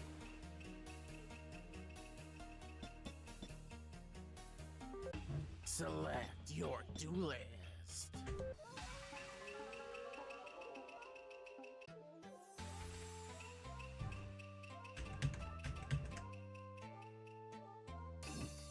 Alright. We be cat fighting. What?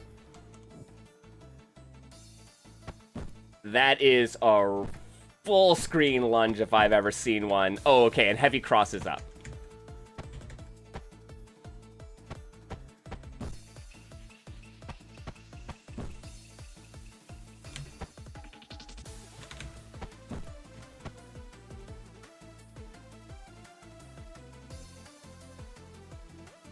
All right.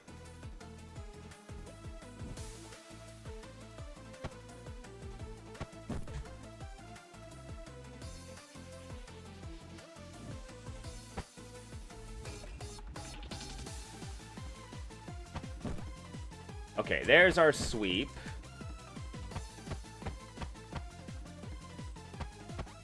Okay, so you have like this little auto combo on light, so you can do light, light, light, and it grounds.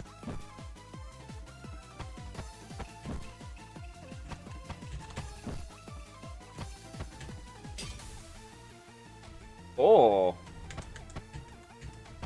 Oh, okay, so I dropped their posture, so yeah, they enter that stagger state. Which lets you combo off of it. Okay.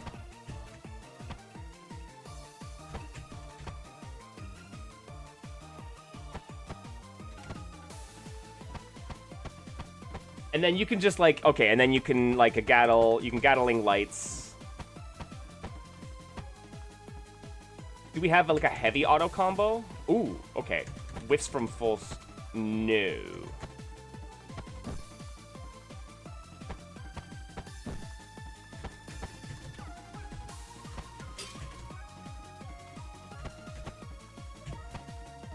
All right. And then we have our dash.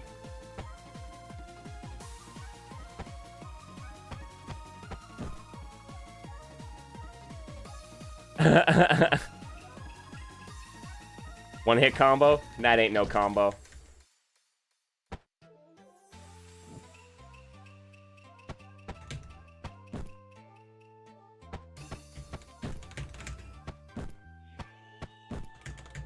Yeah, so like if you can... I mean, that's a lot. Okay, and then what is the death blow? Oh, the T-pose jump? I love it.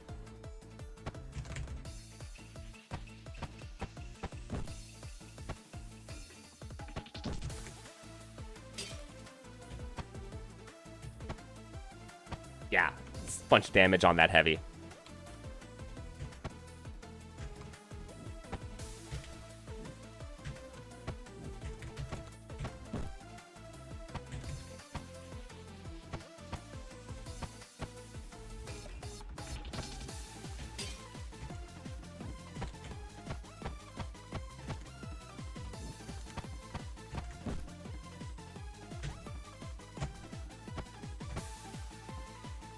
Okay. Let's go... Shadowed. Select. Let's check out our other character.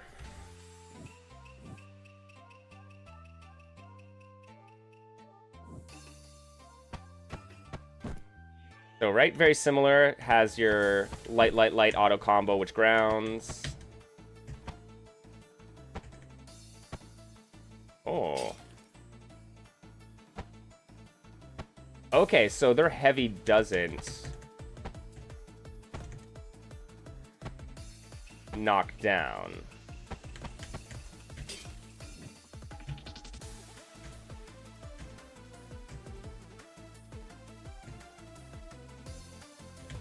So, okay, quarter circle back. Oh, we have a Rekka?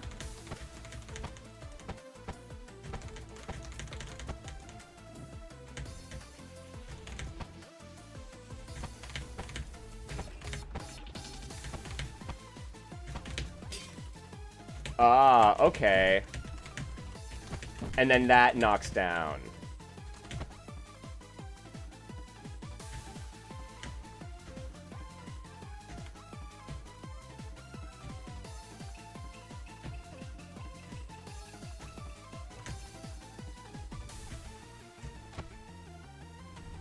Do we have any other specials here?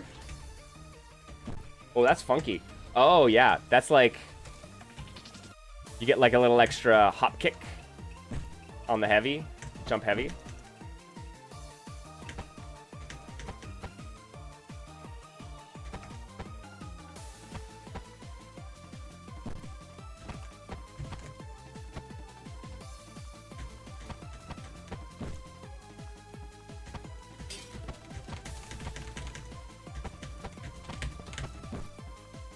All right.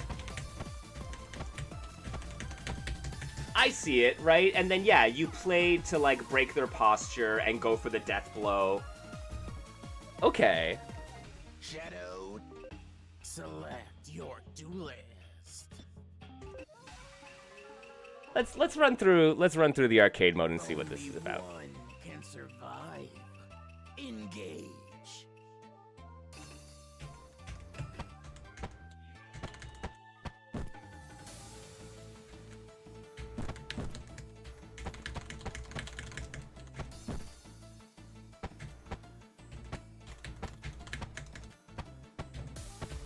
Yes, this is. Down. So, what is the death blow? I didn't see... I might have to check the page again, because I didn't see...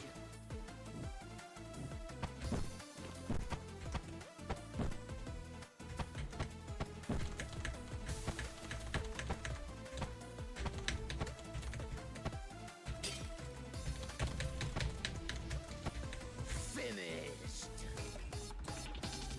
It's a specific super for each character. Can survive. Engage.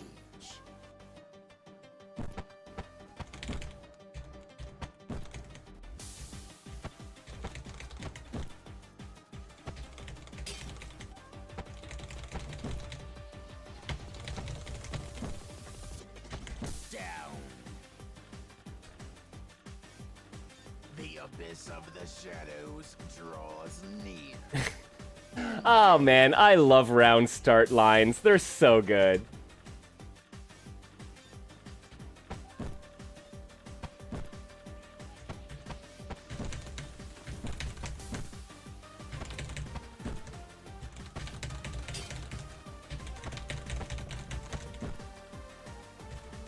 Ah, so I can do what? I can do standing heavy. Oh, Finished. Shadow duel. hang on a sec. Select your Did I just... I tried Dragon Punch. Is that not... Oh. It totally is. Alright.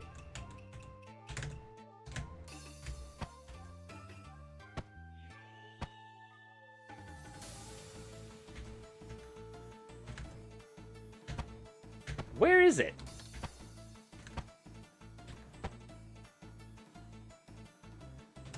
Yeah. Oh. It isn't. Yeah. No. It's like old school. You gotta end on down forward. I get it. Okay.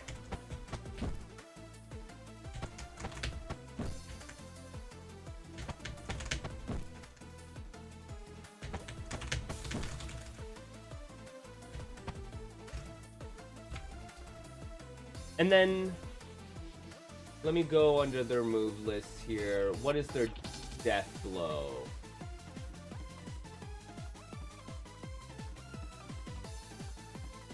Okay, it is their death blow. It's their Dragon Punch. Okay.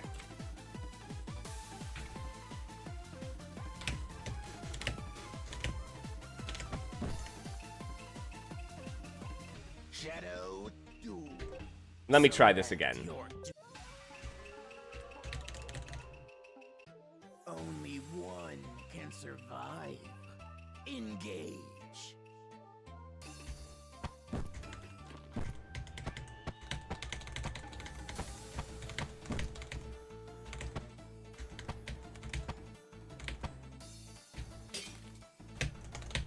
Oh, I whiffed it.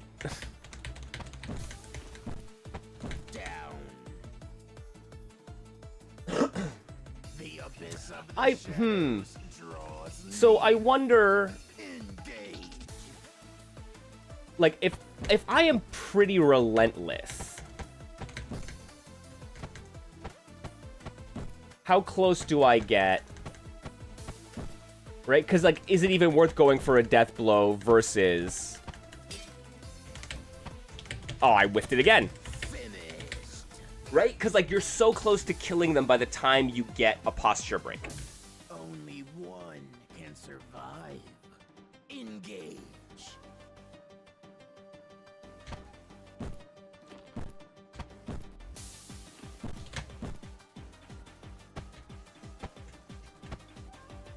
That was your issue with stamina, right? Yeah, yeah. I mean, I think that's always kind of a big issue for stamina gauges, right? It's like, at what point...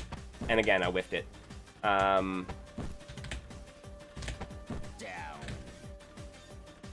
You have to make them each useful in their own right, and it's hard to balance that while also not making it, like, very clear you should do one versus the other, right? So it's, yeah, that constant battle of, is it...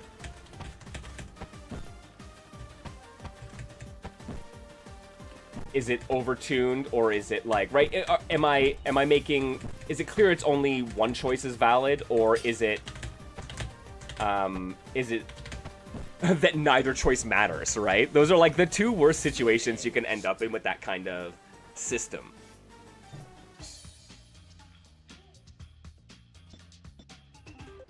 Only one can survive. Engage.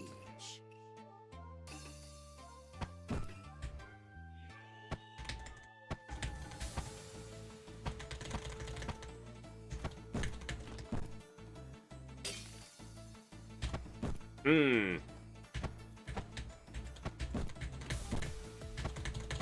Down. The music is banging. The You know, so many of these games have had like really good tunes. engage.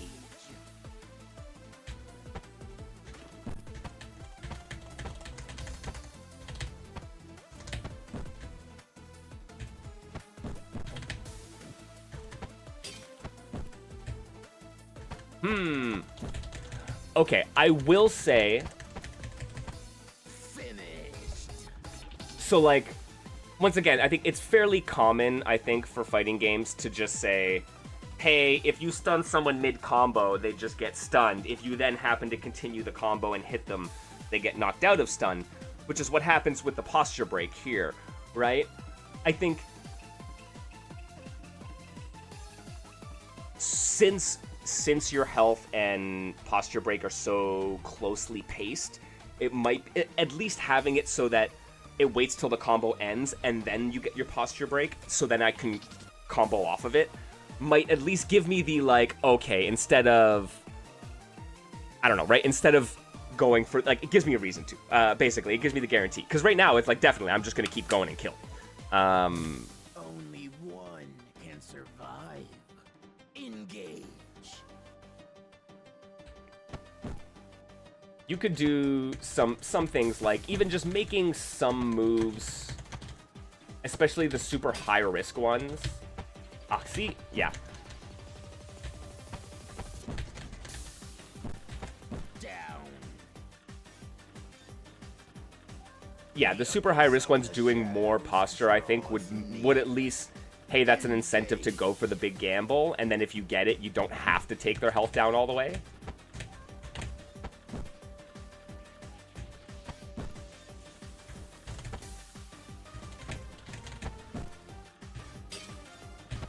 Execution. There you go. Execution. Oh, that reminds me of the delivery of, like, One can survive. one of the Transformers from Beast Wars.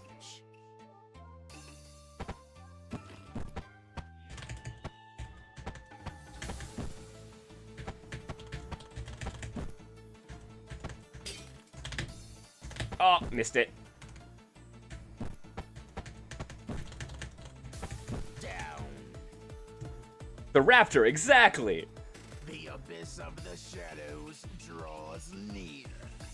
Engage. Oh man, Beast's so good.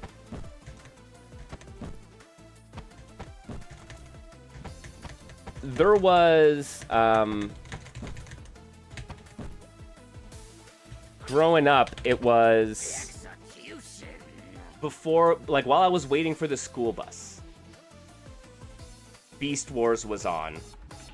And I usually got to see all of it. And if the school bus was late, after Beast Wars was Sailor Moon, which meant that I would get to see some of Sailor Moon. And it was so fun. Like, I always loved whenever the bus was late because I got to watch me some anime. But like, yo, that hour of right before going to school was just like, mwah, yes, I will watch some Transformers. Or Beasties, depending on what region you were in. It was not called Beast Wars. Only one can survive. Engage. Sailor Moon was hella good, man.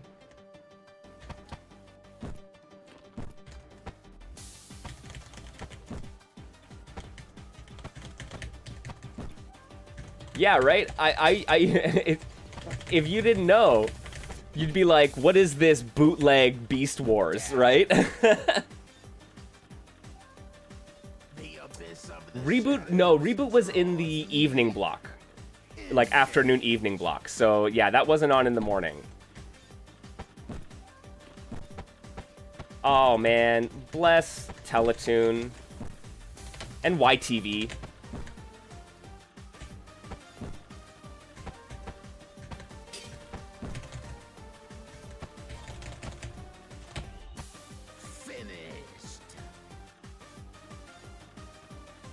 Yeah, because the afternoon block was like...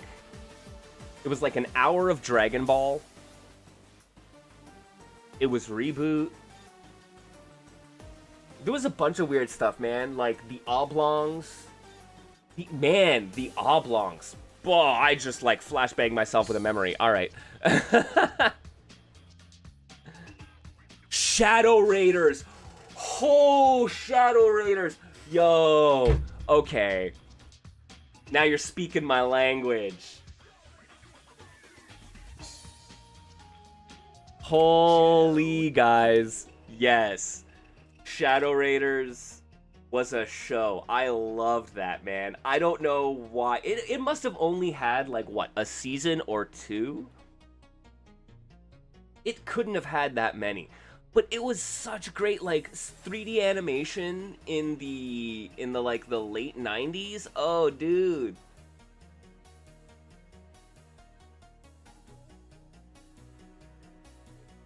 Yo, okay, my TikTok has become... My TikTok has legitimately become, like, Canadian nostalgia, and there's just some people out there who post, like... So, Teletoon used to have these weird, like, animated interstitials for two reasons. They needed to fill content blocks because they didn't have enough licensed content when they first started. And then they also had Canadian content rules, where you had to play a certain amount of homegrown Canadian content on your station.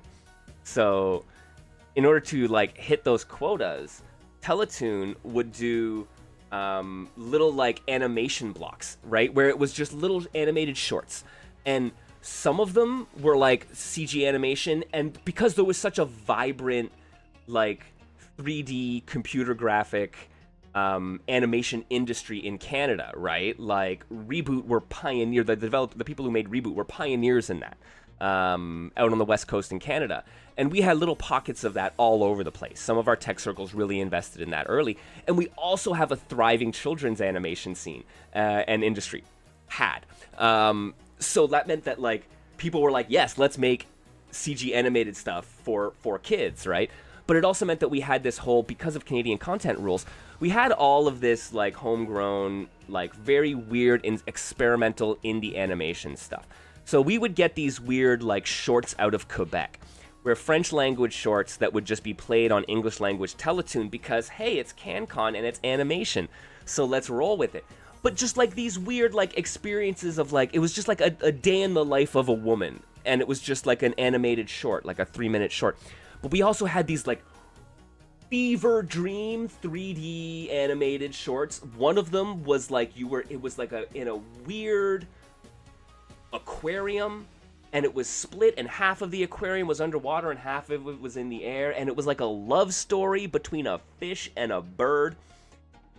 It was so weird. And like at the end of it, it was like the bird diving in and you're like, are they going to eat the fish? No, they're in love with the fish. Smooch, right? And I'm like, what is going on with it? But like we had all this wonky stuff as a result of like a network not having enough content to fill all the hours in the day, but then also Canadian content rules. And then the weirdest thing, because they had Teletoon at night, and so like there was this harsh transition, guys. I don't know if you as like a 13-year-old, when you go from watching Dragon Ball to like Ninja Scroll, that's a big shift. When you swap from Sailor Moon to Akira, that's a big shift. And then there were just like straight up like it, not like X-rated, like not like hardcore porn, but like definitely stuff that would be that would qualify as pornography being played on a ostensibly children's network at like, but it was 9 o'clock. You're allowed to do that now. And I'm just like the exposure that I got to a wide range of animation styles from all over the world as a result of this. But yeah, it was a Wild West then, man.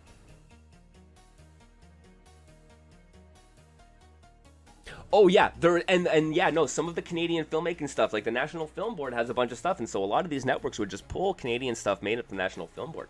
And so yeah, we had like across the country, you would have this like base level of shared experience of people seeing the log rollers, or people seeing the cat came back, right?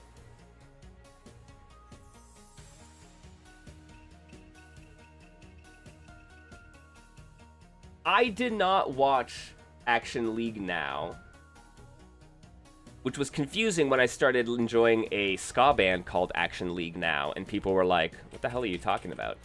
But that's not... No. There was the other one. I always confuse Action League Now and then the Aquabats TV show, which is Yo Gabba Gabba.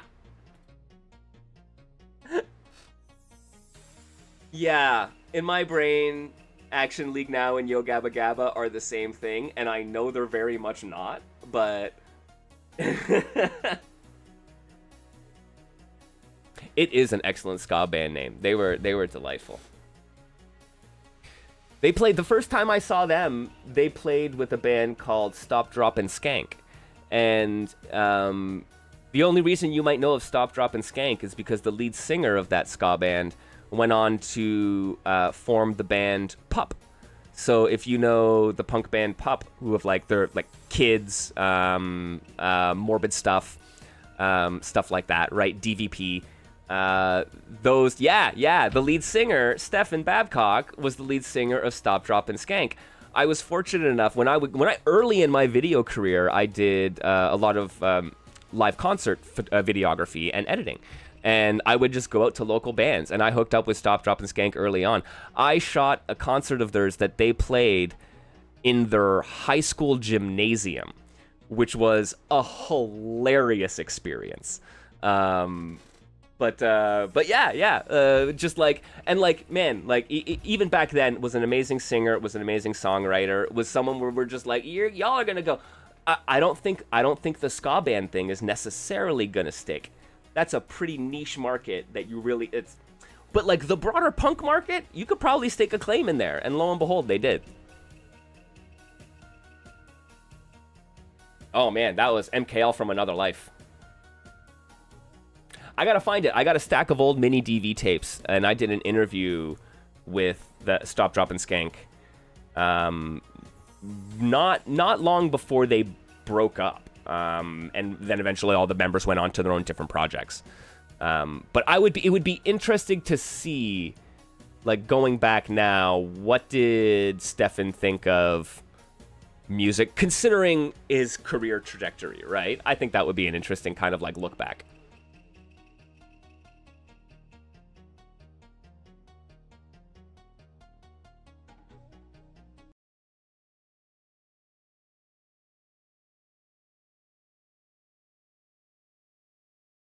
Alrighty, friends. We got one more game on deck for today. I honestly, I should go through my archives just because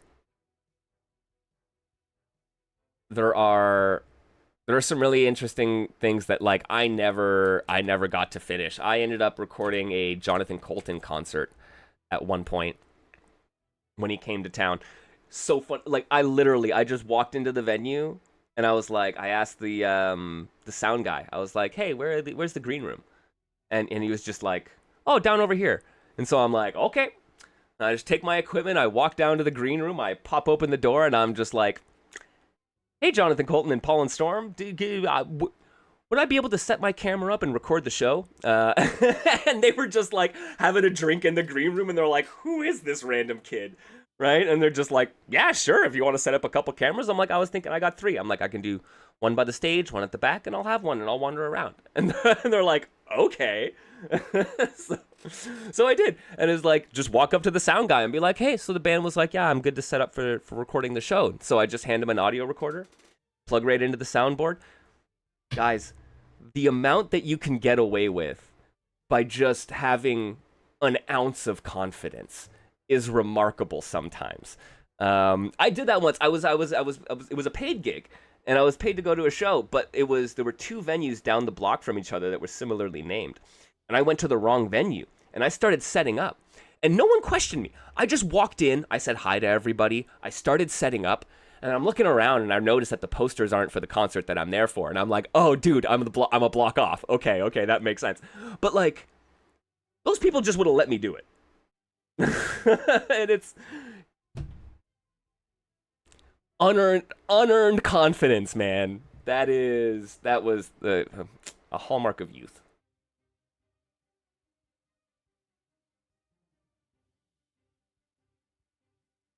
Yeah, you work AV events. Just walk in, ready for work. No one's gonna say a word, man.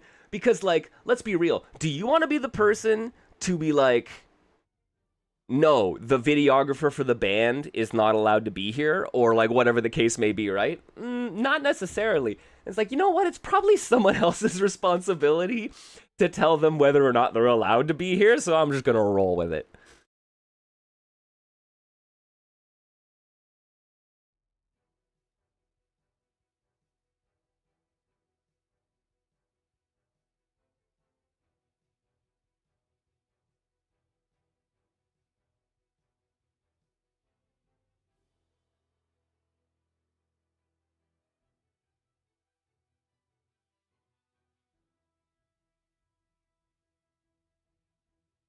Alrighty, let's set up Arcane Arena. Well, let's see what our final game of the day has in store for us.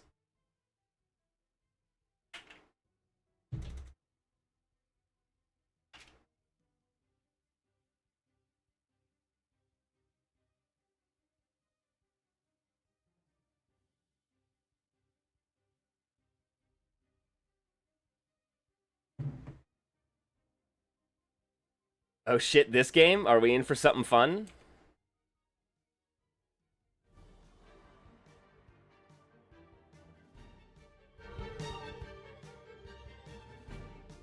The art style is fantastic, I gotta say. Okay, how to play.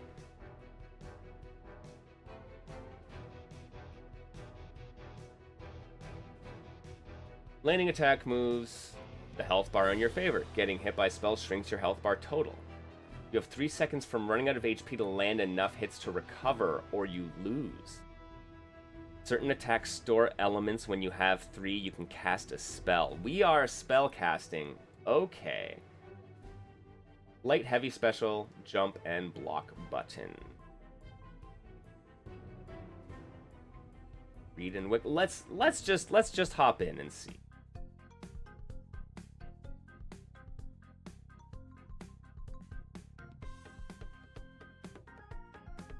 Oh.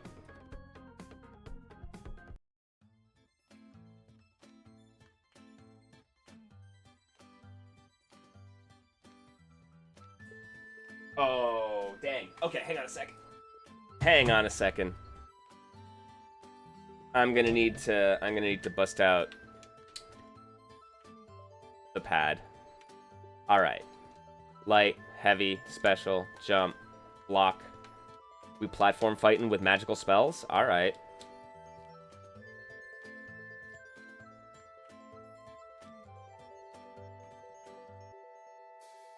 Alright.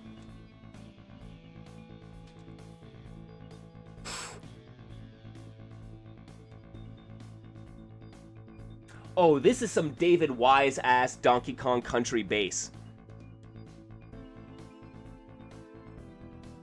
But like,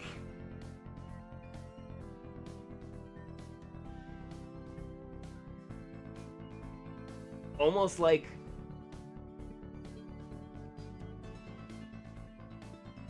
oh yeah, this is like Amiga synth with like David Wise. This is good.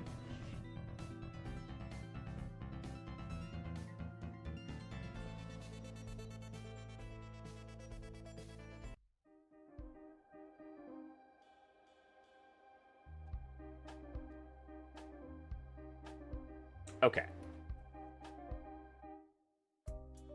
And then it's like a bubble. And you, okay, so you can't shield drop. You have like a light, medium, heavy target combo. Or, yeah, like a 3-hit target or chain, I guess. Ah. Oh. I hope this isn't problematic for my opponent.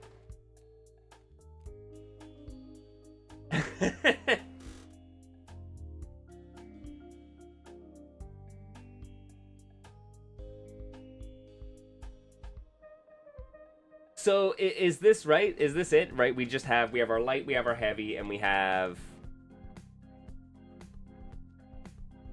that.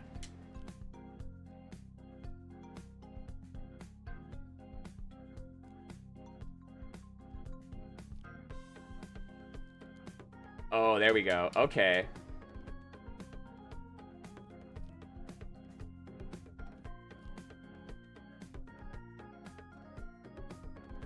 Oh, so I can see where this is leading, right? Like, yeah, here we go. Here we go. So I will say, like, it would be nice if this was a little bit snappier, I guess. Like, it is like hyper responsive controls, right? Like, you can short hop, you can double jump very quickly. The transition between them is actually pretty snappy, right? But you can see, like, light, medium, heavy, you're kind of committed to this. I don't think you can't like chain really from your AAA into your directionals. And then when you launch, right, like the up A, it's not jump cancelable.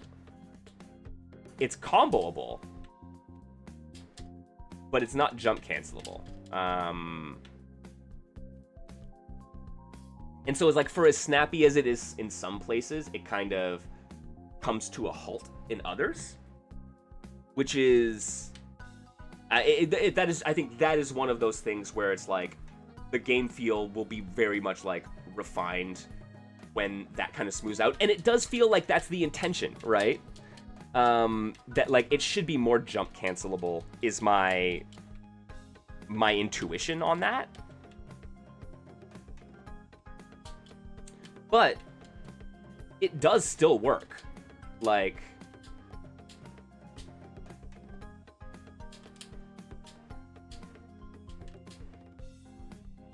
I guess one of those things worth remembering when we're playing these games, how much of how much of our expectations we bring to it is gonna kind of color the experience.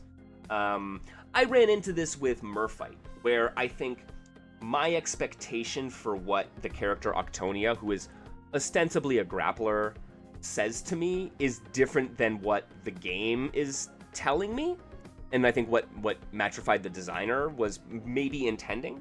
But like, I have come to it with such preconceived notions, and it does the character does lead you in some directions that when it then doesn't work how you expect, it can be a very frustrating experience. And this isn't to say it's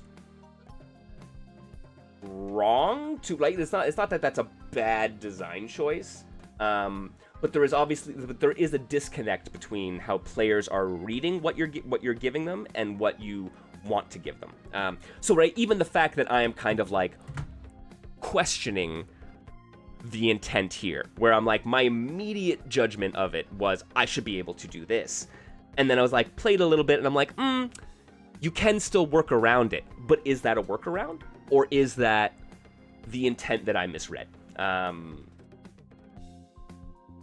Yeah, it is really important to match up with player expectation, right? And I, as a player, am able to deal with some frustrations better if I have the right set of expectations.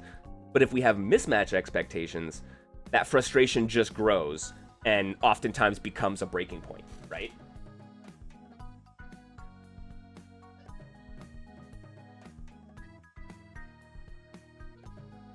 Yeah, folks misreading the text is usually on the writer, not the reader.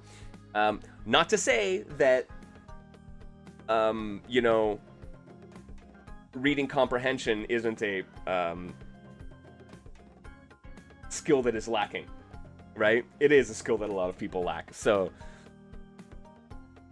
but ultimately, it doesn't really matter if the player is right or wrong in their feelings. It's still their feelings and their experience, right? Like,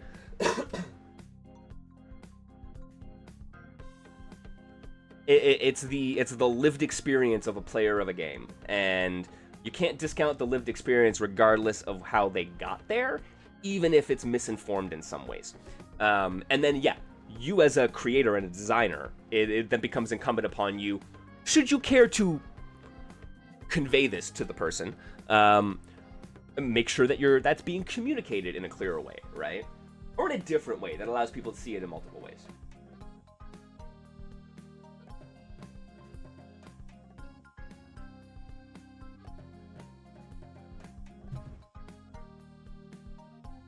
I really do like this music, though. Okay, Wick. And these character designs, look at this witchy character here, man. Oh god.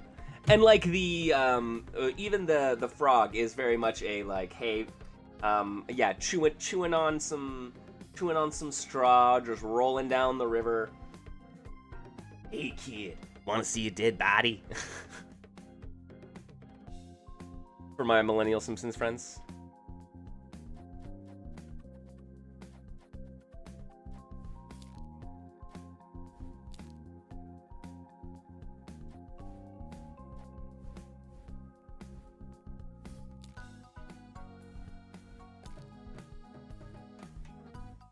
Oh, I think we can infinite them here. Can I get more than 3 heavies? Yeah, I can. I think we could just stun lock the frog.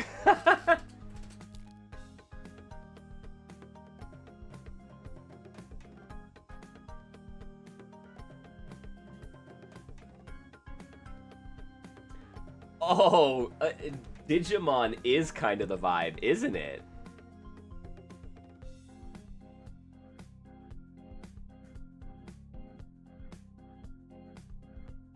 So fast, though. Like, so fast. This is like Super Meat Boy kind of platforming and responsiveness. Maybe not quite like the same horizontal control.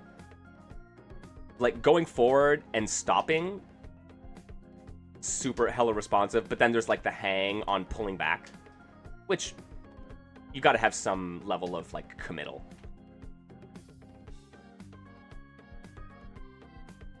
And then look, like, you go flying with their special attack.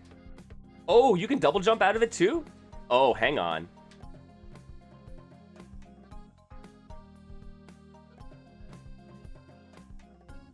Oh, that's fun.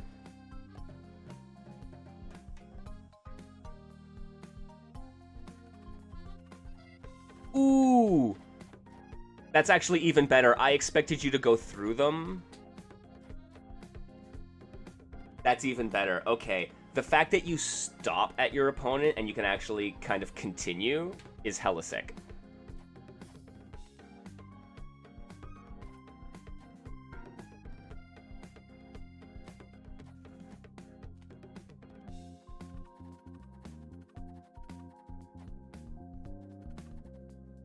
So special up light is probably what you're looking for.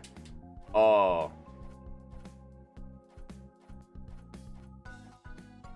Oh, that's a fun juggle.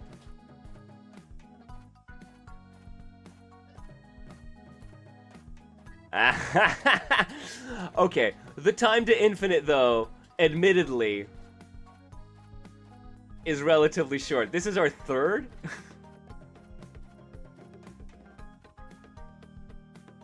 Yo. Yeah, running, flying Witch Lariat, no less. Though, you know, it's not active towards the end.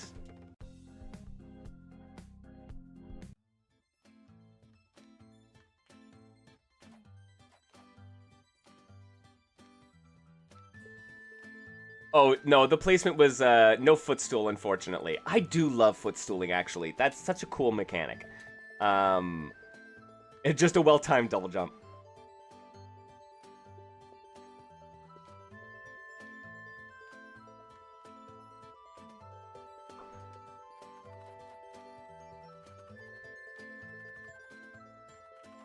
Because, yeah. There we go. That's more interesting. Lariat launch. Lariat launch.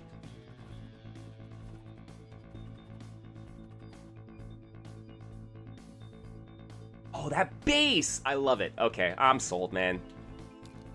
And this is a cool, like, okay, this actually kind of reminds me a little bit of Royalty Free-for-All. Where Royalty Free-for-All, if you haven't played it, guys, it's super cool. Public domain royalty-free characters being kind of recontextualized in a cohesive art style. Mwah! Delightful concept. But also, the game is very much a, hey, like, we understand that a lot of platform fighters have gotten like, dense in their mechanics, right? And it's very high APM, very high execution requirements, very fast execution. So they're like, let's do a little bit of a strip down. Give you easy access to the things that make the platform fighter fun, but strip away and kind of I don't know, systemize a lot of the things that are high execution techniques in traditional platform fighters. And it means that you get like a smaller button real estate, but you do also, like, for me, it's the stuff where I'm like, oh yeah, I know how to do that theoretically. I can't achieve it. But like, no up to jump means, right, that your tilts come out easier, which is always a struggle for me in platform fighters. It feels very much more approachable to the folks who are like, ooh, that's a little too nuanced for me for platform fighters, which frankly, I think that's my issue with it, where I'm like, the nuance of a hyper fighter, like a Marvel vs. style game, I can figure out, but the nuance of the control inputs for platform fighters is a bridge too far for me.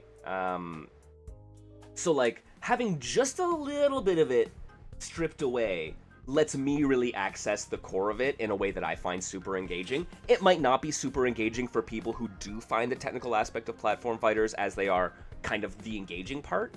But like, there's a little bit to that. But like, I could see, like, I don't know how the DI or anything like that works. That's part of the issue.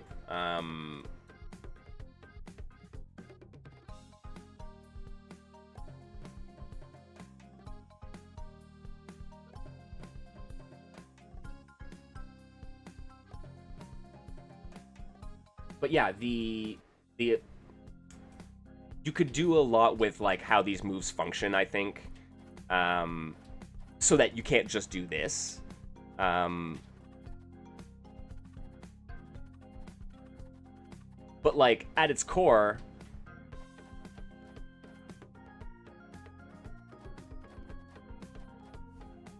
light, heavy. Heavy, heavy, right? Can we do heavy, heavy special? Not quite. Oh, there you go. So if you land in them.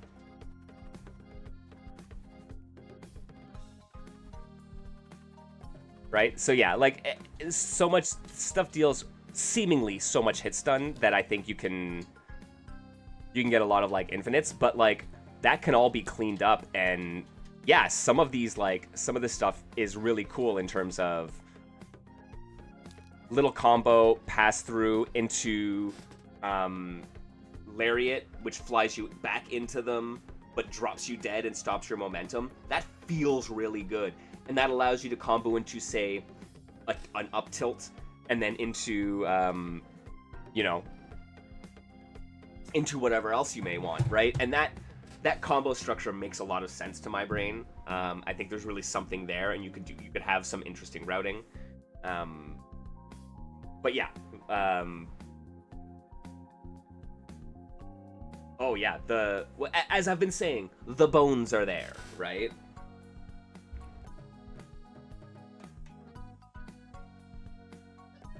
You felt like basing your demo off of Marvel was like cheating? Well, no, it's not though, right? Like, that is an important point of reference. I don't know. How do you guys feel about that? Like, I could look at a game and see them wearing their inspirations on their sleeve, and sometimes that feels like I'm just playing a reskinned version of their favorite game. And that's less enjoyable to me than someone who clearly wears their inspirations on their sleeve but has something that feels like their own identity, right? And this feels distinct from a Rushdown Revolt or a Smash Brothers or a Rivals, or even a royalty free-for-all, though it kind of closer to a royalty free-for-all than anything else, I would say.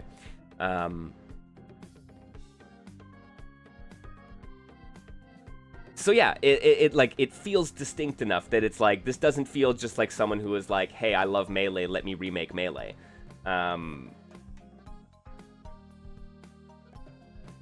Which is, I think, the risk of kind of using something as a template, but like, we cannot avoid the fact that fighting games are highly self-referential, right? And like, there's a little bit of, we were talking about it earlier on, where it's like, I got excited for like the Benimaru reference, and I got excited for, you know, like, I get excited for like Akuma references, but like,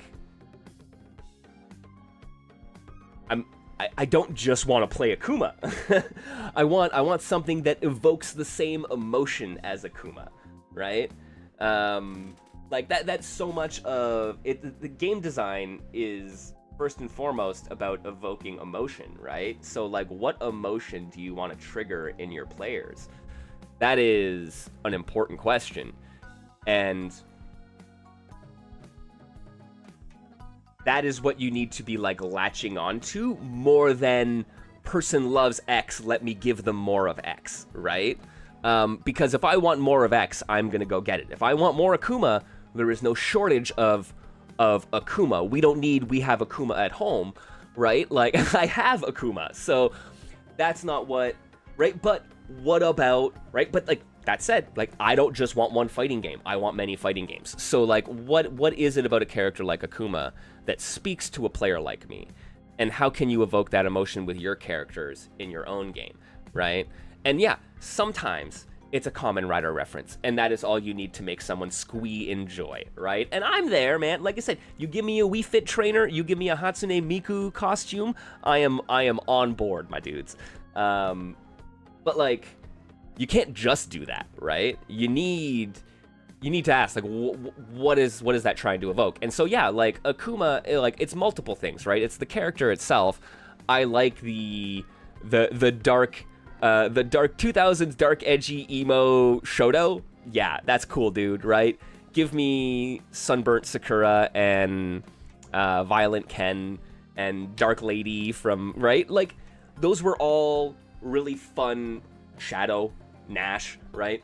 Those are fun, like, spins on the archetype. I like that that. And like, it's interesting to see how those archetypes change, right? And what they do. And like Akuma as a character, right, does some really cool things. Has, for me, one of the selling points is Raging Demon. It's a unique input. It's an extremely powerful move. It's extremely situational.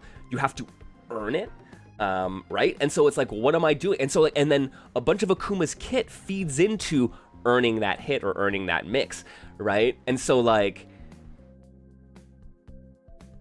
building out a toolkit that allows you to achieve similar things is what's going to draw me. And it's going to make me say, oh, yo, that's Akuma coded, but not make me say, ah, I want to go play Third Strike, right? It's going to make me say, I want to enjoy more of this. And like, that is hard. Like, that is absolutely hard, but that is like the craft of game design, right?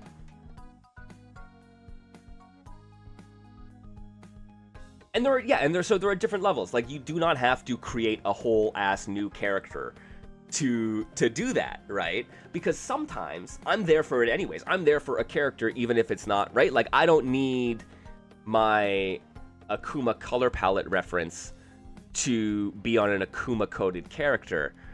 But like, if you give me just some whatever, give me a big boy grappler who like comes onto stage and goes poof, right? And shows something on the back and has some spiky hair. You give me that, and I'm going to appreciate that because I like the reference, even if it's not the mechanical thing that draws me in, right? There are aesthetic things that draw us in. Kamen Rider, right? Like, I can almost I would love to see it. I would love to see the numbers, man. Indie fighting game devs, make a Kamen Rider outfit for your game and promote it heavily for a month, and then see if your sales change for your game. I'm gonna say there's gotta be a 5 to 10% sales boost if you can successfully promote the fact that you have a Kamen Rider outfit in your fighting game. Like, I would love to see this as a social experiment, right? But like, for real, like, I mean, Frostfire is a game that does that really great. Like, Frostfire has so much love put into their like everything really, but like their color palettes and their references in their palettes. There's so much attention to detail put in there. There's very clearly like these artists love the source material that they're referencing in a way and want to do it justice. And that is something that's gonna show through. And like, I will play Frostfire because it is a badass fighting game that does really interesting stuff with cool characters. But like, there are a lot of games that do that. But like, what might keep someone there is like, oh, I love this outfit. Like, we are simple creatures sometimes. I probably played Street Fighter 4 on PC far longer than I would have if not for the fact that I got to get custom mods. So I got like Sakura modded outfits, which was like, it meant I got a whole slew of like seasonal outfits. I could have her like sundress, I could have like a sweater version for the fall. I mean, like, it was like that. Legitimately, that kept me engaged in a way. And where am I going to spend my time? I'm going to spend my time somewhere I enjoy. What do I enjoy? Honestly, I enjoy dressing up my video game characters sometimes. So like, if I'm going to be playing a fighting game, I'm going to do it one where I can have it be aesthetically pleasing in a way that I personally really enjoy. So, yeah, don't discount that kind of personalization, right? Palettes build player identity. Okay, yes. So as a far more like, so like that, right? That mine was kind of like the emotional response. That is a very excellent like game design assessment of that, right? They build player identity, and people finding identity in your game is one of the things that keeps you there, man. It's like we live in a world where there is far too much competing for our attention that, yeah, you need those little bits of things, right? And like, there's a whole other conversation about how healthy it is to have your identity tied to commercial products in some ways, but like, we're allowed to love and enjoy things. And if we love and enjoy and identify with certain customizations, color schemes, palettes, references, that is what keeps us engaged and there, right? For more. So The pink Hugo, the white Kent. Pink Hugo's a classic, man.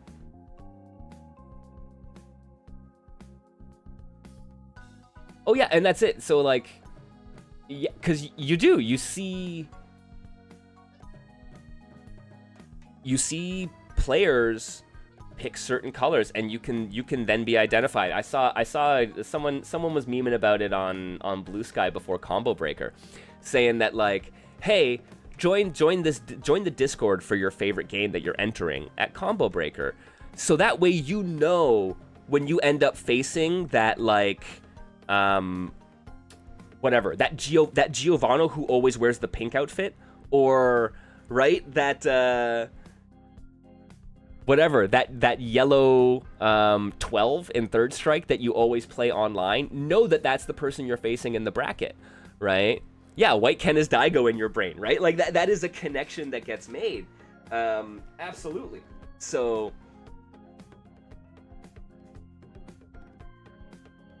there was someone who was Red Hulk. One of the Hulk players in Marvel 3, I think, was a Red Hulk player, right? And that was just like the thing. That's... I color-coded all my Marvel teams. I'm sure people in the Toronto scene would see me coming if they saw a, Morgan Hagar of a certain color palette choice. They'd be like, that's MKL.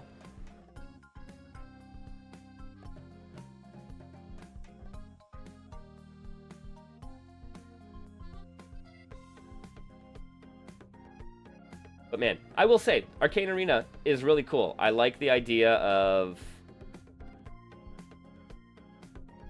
building spells, right? I could see that expanding as well, as like different special moves and different attacks give you different spell types. So you're kind of doing a match 3, or it's a bit of like a Dormammu spell thing where you're like, I get one of these and one of these and one of these, and then boom, I do this thing, right?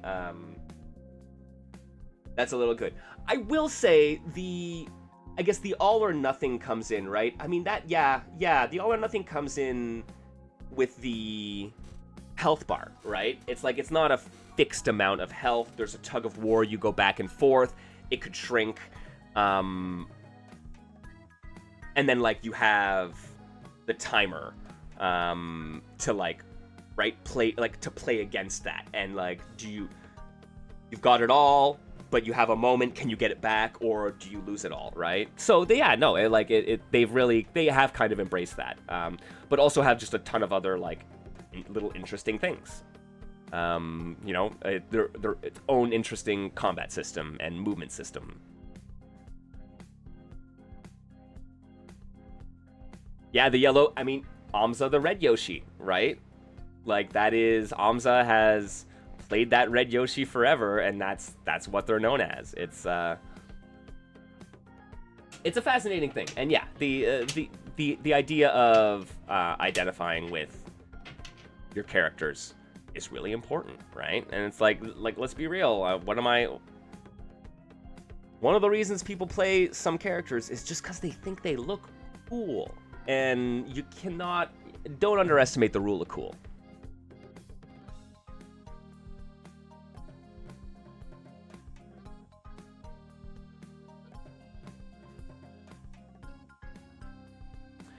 All right, friendos, I'm gonna be calling it a day. I appreciate y'all coming through. Check out all of these 60+ games that have come out for the April Game Jam. I and a bunch of other judges are going through, playing them, rating them, giving feedback, and that's wrapping up in just the next week or so. After which all that information will be published. We'll be able to see the thoughts of the judges were, and we'll also be able to see where people end up going with these games. A lot of these games have already started receiving updates. There will be more of them coming out. I am really excited to see kind of what direction some of these games go in. Some of them are still very early, but like have the obvious bones. Others are much more developed, and like you already got access to that core, and it's wonderful to think of how they could expand on their particular formulas. So yeah, it's been a wonderful time going through all this. I'm glad that y'all have come through and, checked them all out with me. I hope you check them out on your own time as well. It's been a great experience, man. I really appreciate everyone coming through the digital basement. It is so cool that we've put together a great little community.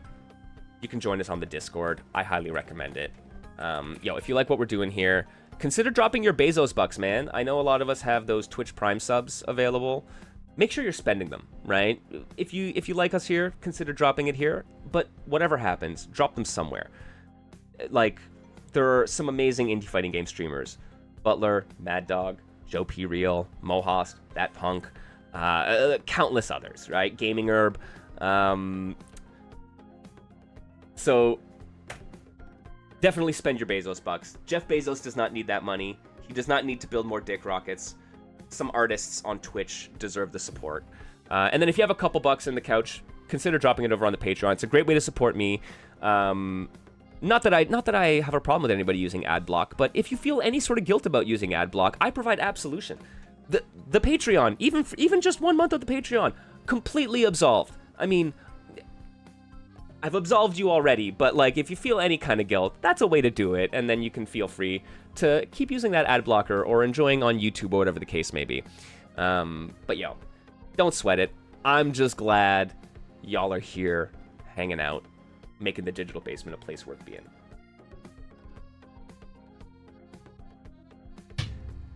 My friends, once again, thank you for joining.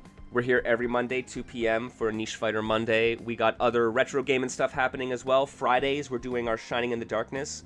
We map out Shining in the Darkness by hand on paper with pen. It's a fun time. We are just wrapping up Creator. We went through Shadow Duel, and then we also went through Arcane Arena. Go check them out, everyone. Be kind to yourselves out there. Be kind to each other. And stay safe. I will see you all next time in the basement. Until then, adios.